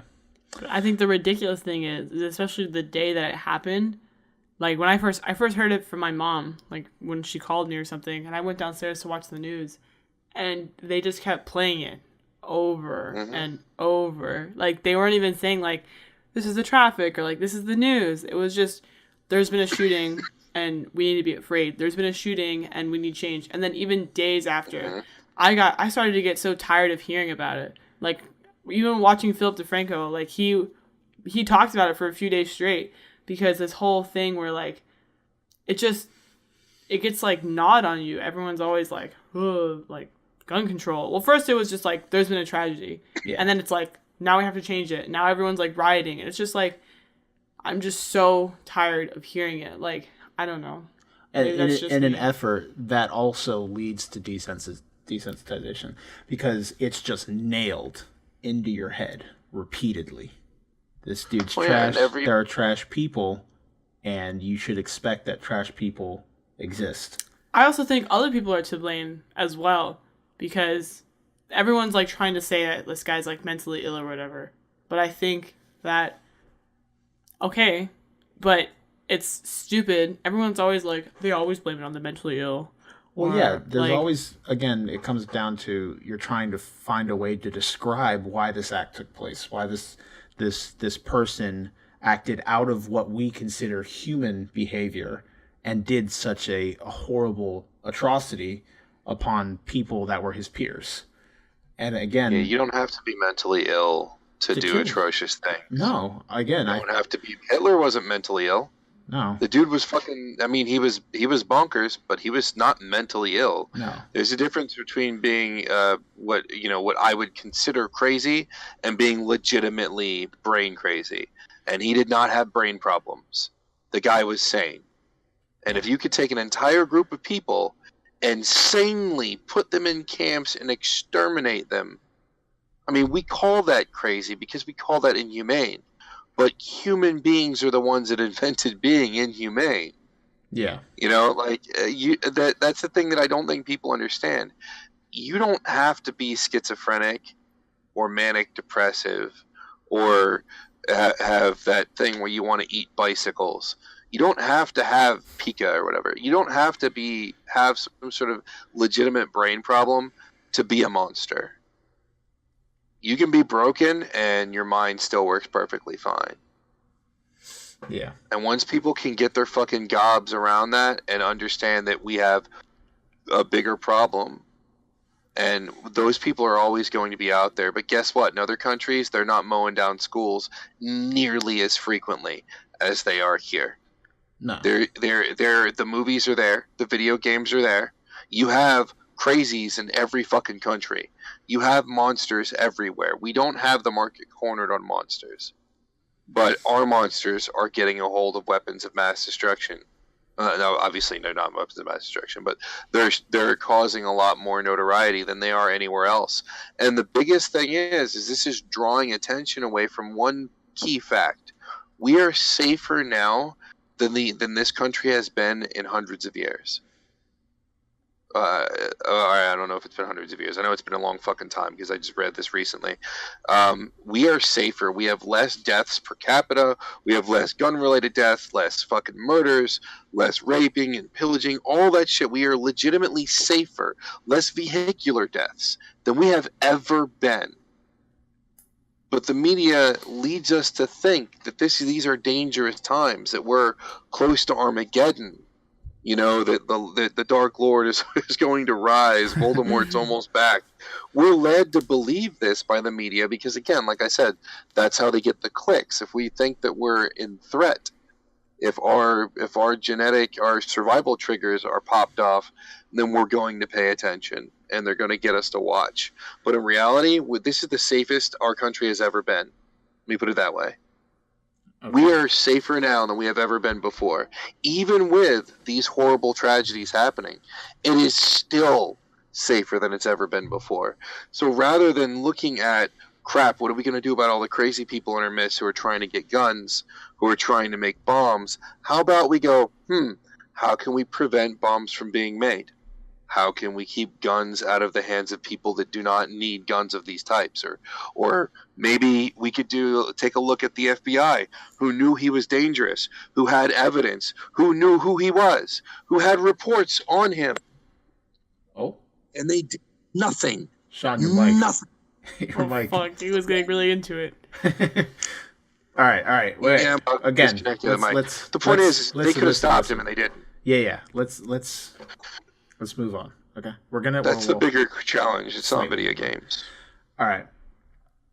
So, as we talk about things, I want to start to let's try and offer what we think would be good solutions as well as we discuss. So, in this effort, this article that we discussed, I understand this lawmaker's idea, right? He wants to get more programs in schools where people can find a way to vent out any dark issues or things that they have. We're all okay with that, right? That's a good idea. The thing, he's like, let's put programs in schools where these people that have issues or are dealing with aggression or pent up anything, that we should give them opportunities to vent that, to present that to people that can help them with that issue, right? Well, of course. Yeah. We're all for that. We're not trying to say that we're not, but I think the way he's going about it is stupid. And we could all agree that, right? Yeah. Yeah. So I think that go ahead, put up a bill, that's fine. We're already paying you guys enough in tax dollars that I'm sure you can make a sacrifice somewhere to get programs in schools if this is really that important to you. But you don't want to be taxing, especially 10%, taxing the things that don't even cause this and pissing off consumers. So someone else can take up that tab. Yeah, with again the amount of money that the government does get already from taxpayers, I'm sure they could find a sacrifice somewhere. Again, I'm not a lawmaker. I have no definitive answer to solve this problem, but I agree with what he's trying to do. I think he's just going about it in a horrible way. Okay, so I had another thing, but this is just kind of stupid, this article in general. So I don't think I'm going to discuss it. But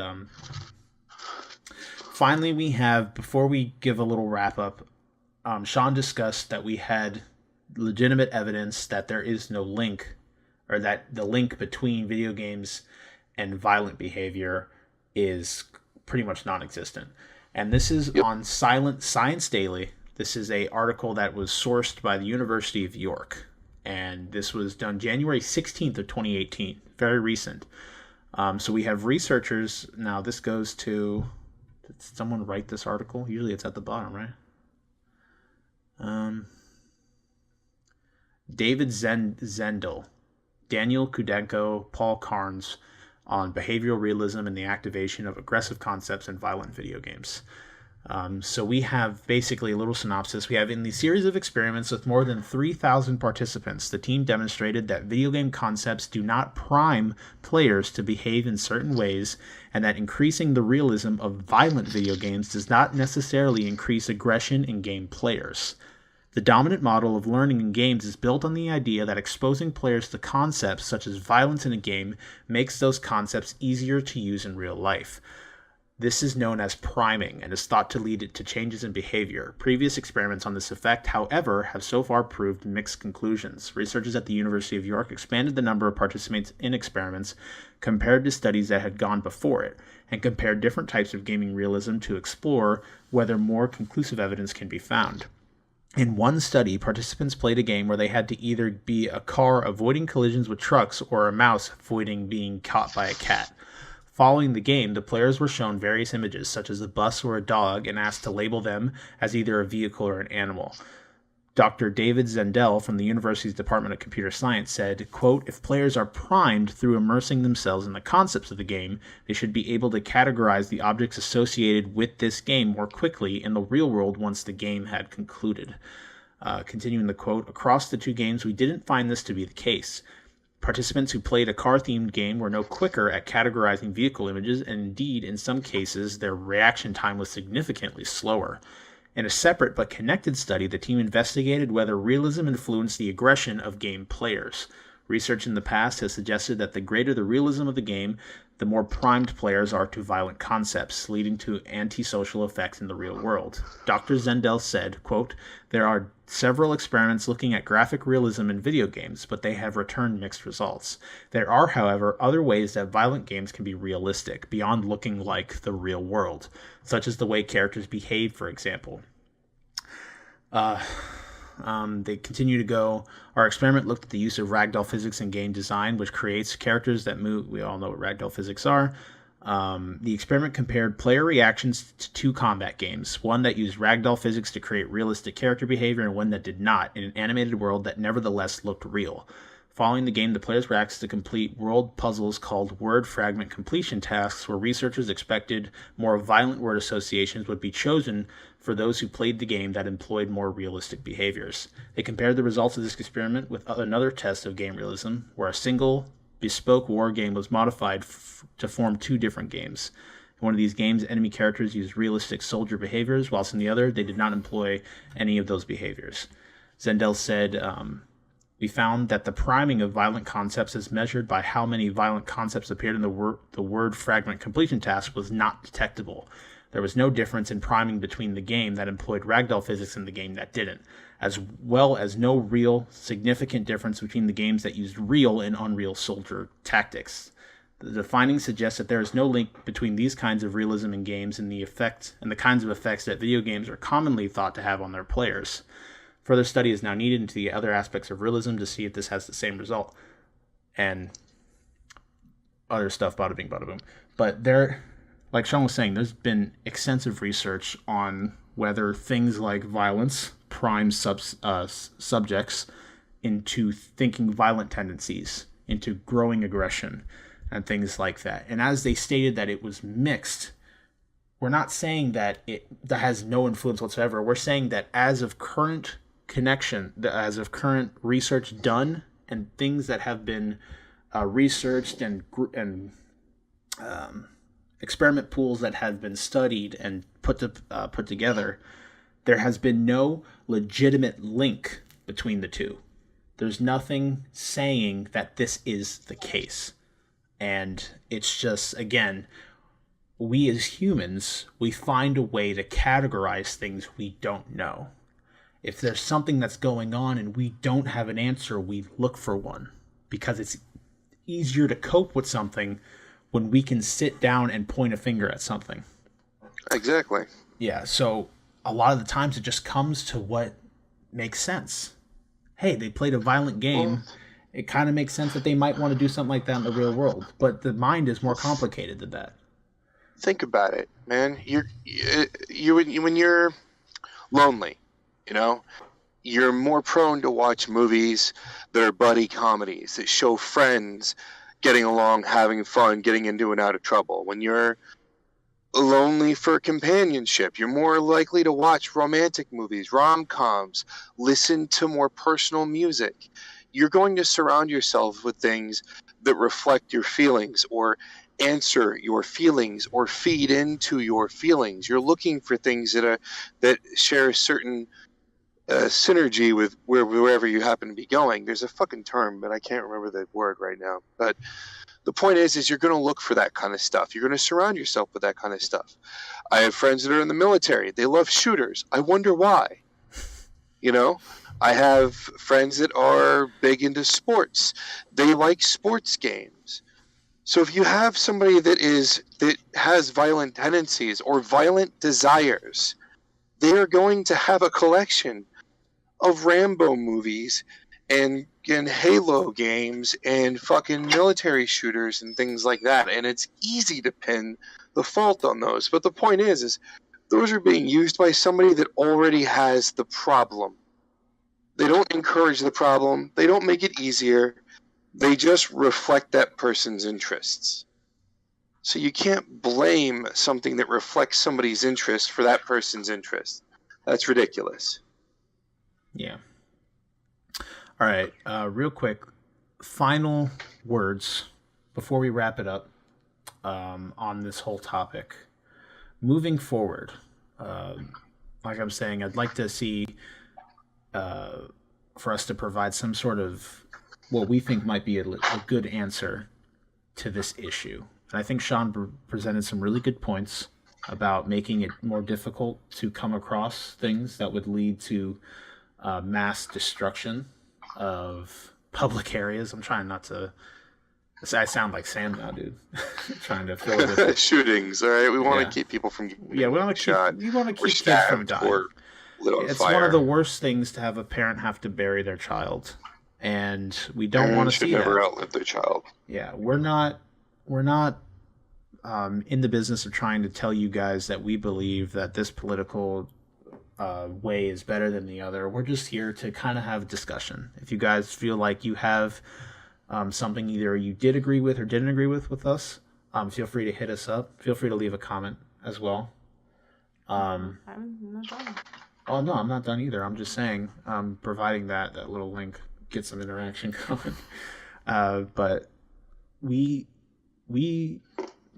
trying to put my words together here, but I think that's the biggest thing. We love games and we love people, and we don't want to see those things clash, and we're here just to kind of provide discussion. And I think that's pretty much the main idea with putting this topic up, not to make light of anything that has recently happened.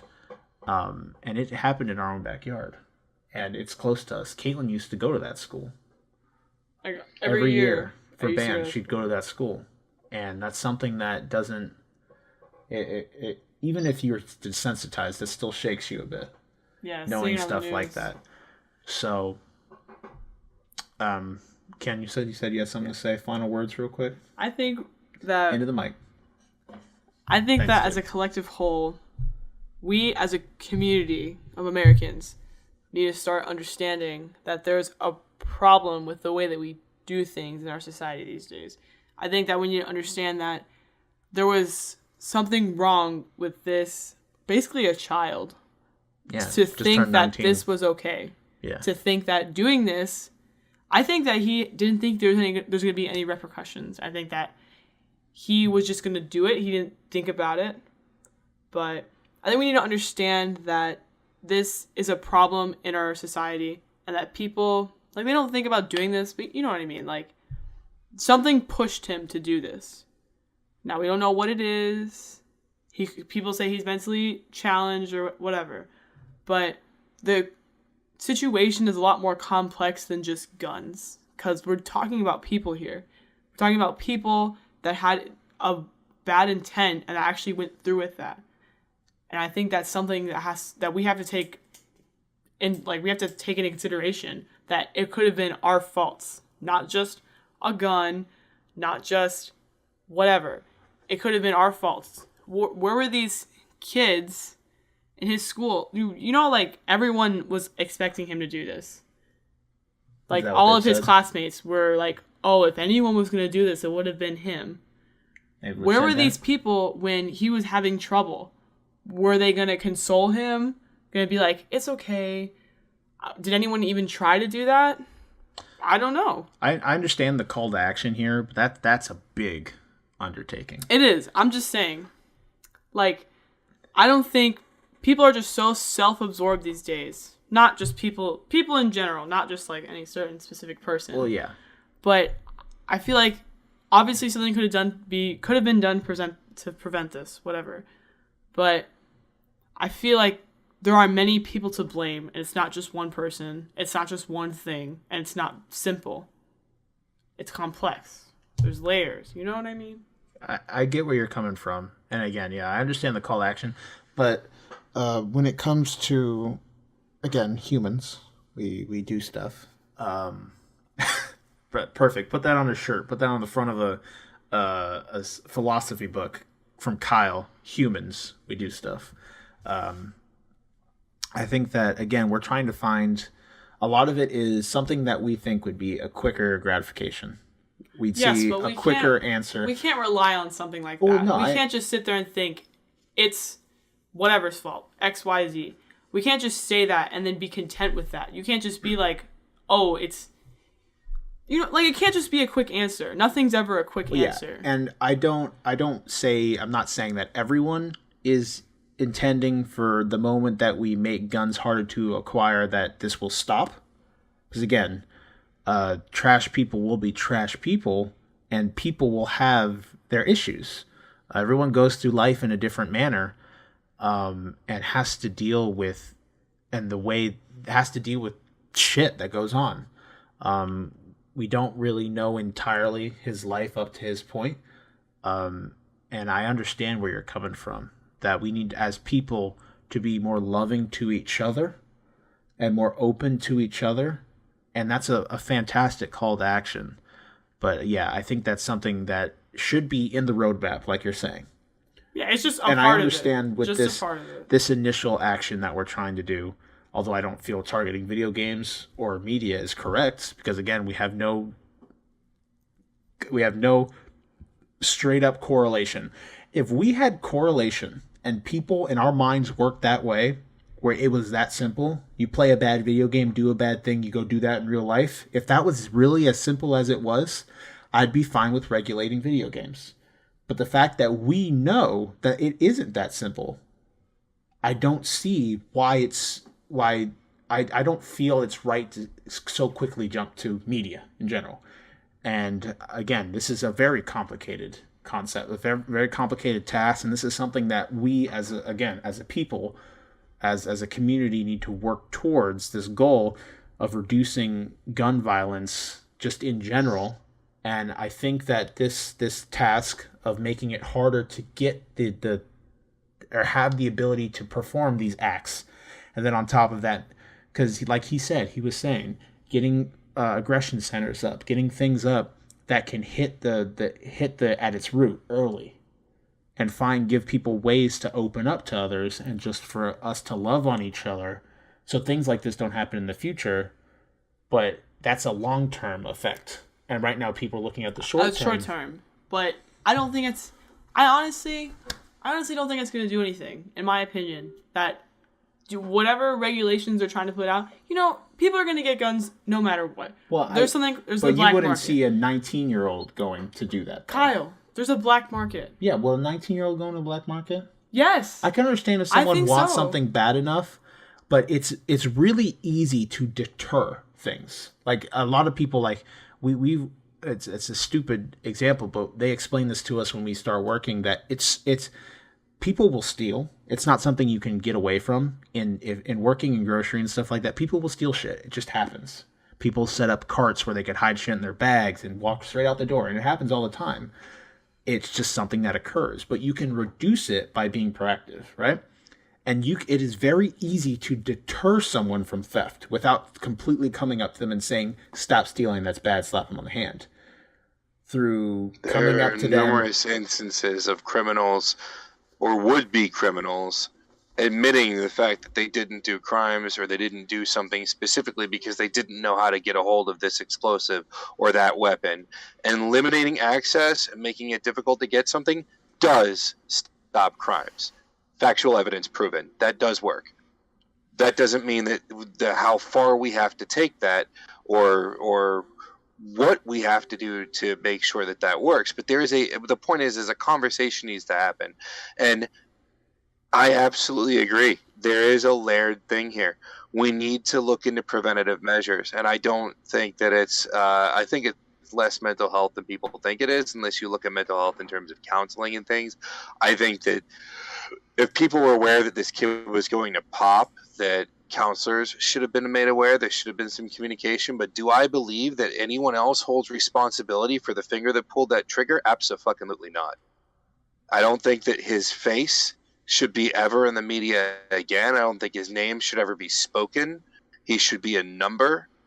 I don't think he should get any fame. I don't think he should ever get any recognition. And any time a monster does something like this, they get the fame. They get the recognition.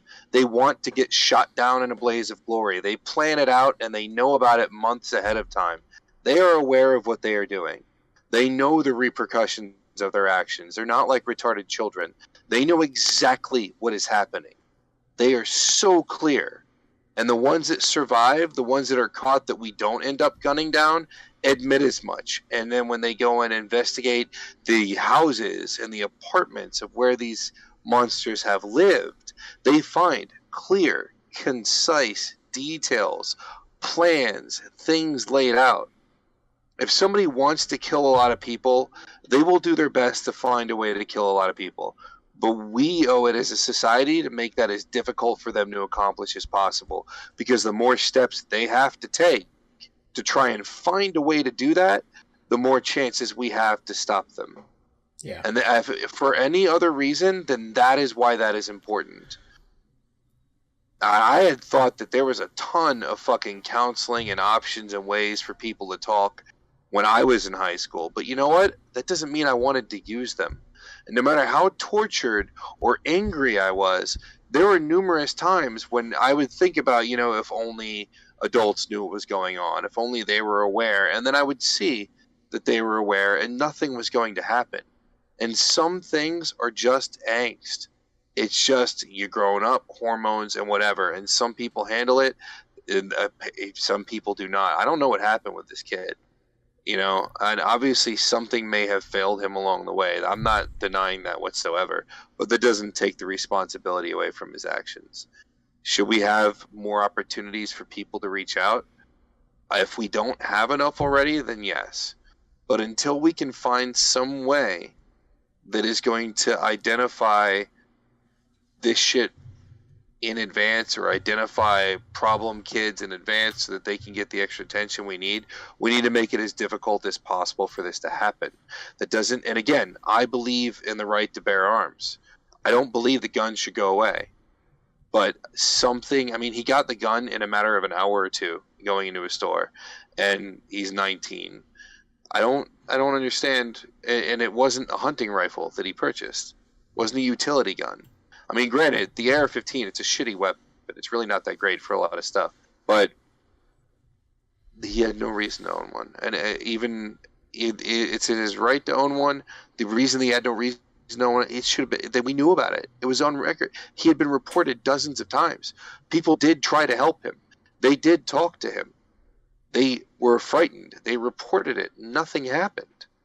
There's a flaw right there. There's a way that we failed him. Law enforcement knew. They did nothing. All right. Any more to work, Caitlyn? Anything else? I'd like to just clarify my point real quick. I wasn't saying that. I wasn't pointing fingers at anyone. I was just saying, as a general consensus, when we come to a point where we stop blaming other things, like, other than ourselves. Like, I'm not saying, like, it's my fault that he did something like that. But, like, I don't know how to really it's like in a grander picture. Yeah, like Shawn was saying. I agree with you. It is a grander picture. It absolutely is. And I think it will take a group effort. People are so focused on arguing.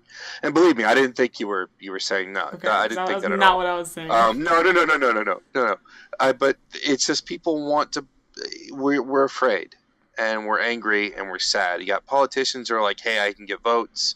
You have, people jumping on the bandwagon. The news is like, hey, we can make money off of this. Let's report it.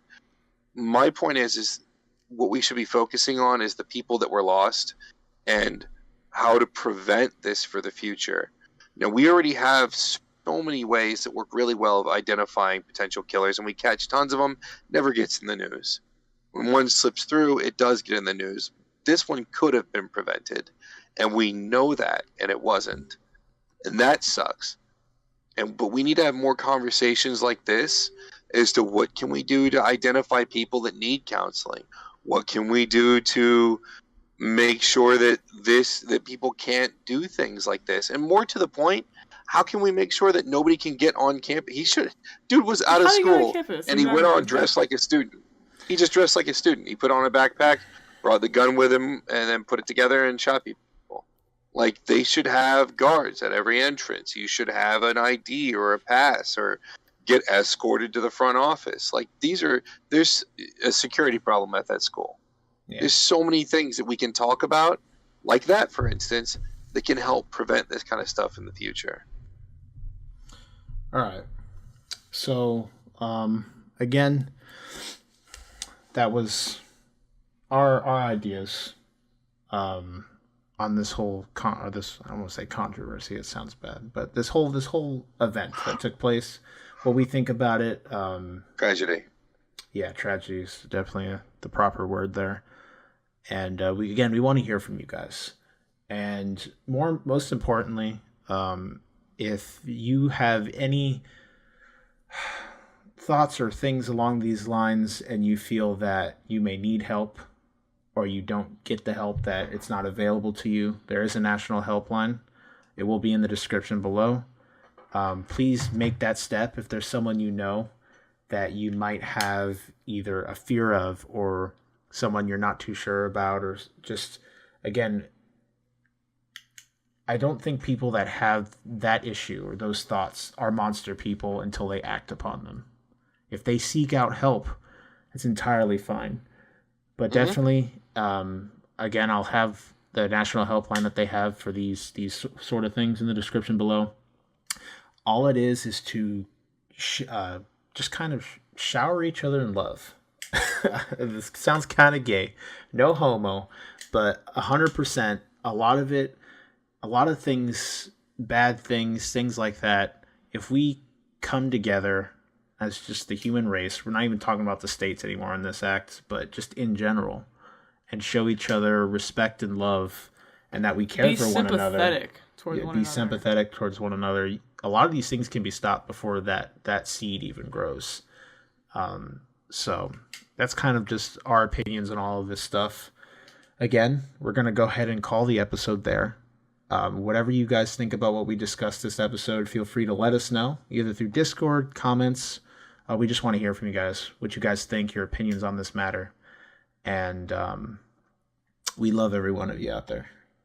So definitely, we just want to hear from you guys. So before we go, real quick, let's get some outros, guys.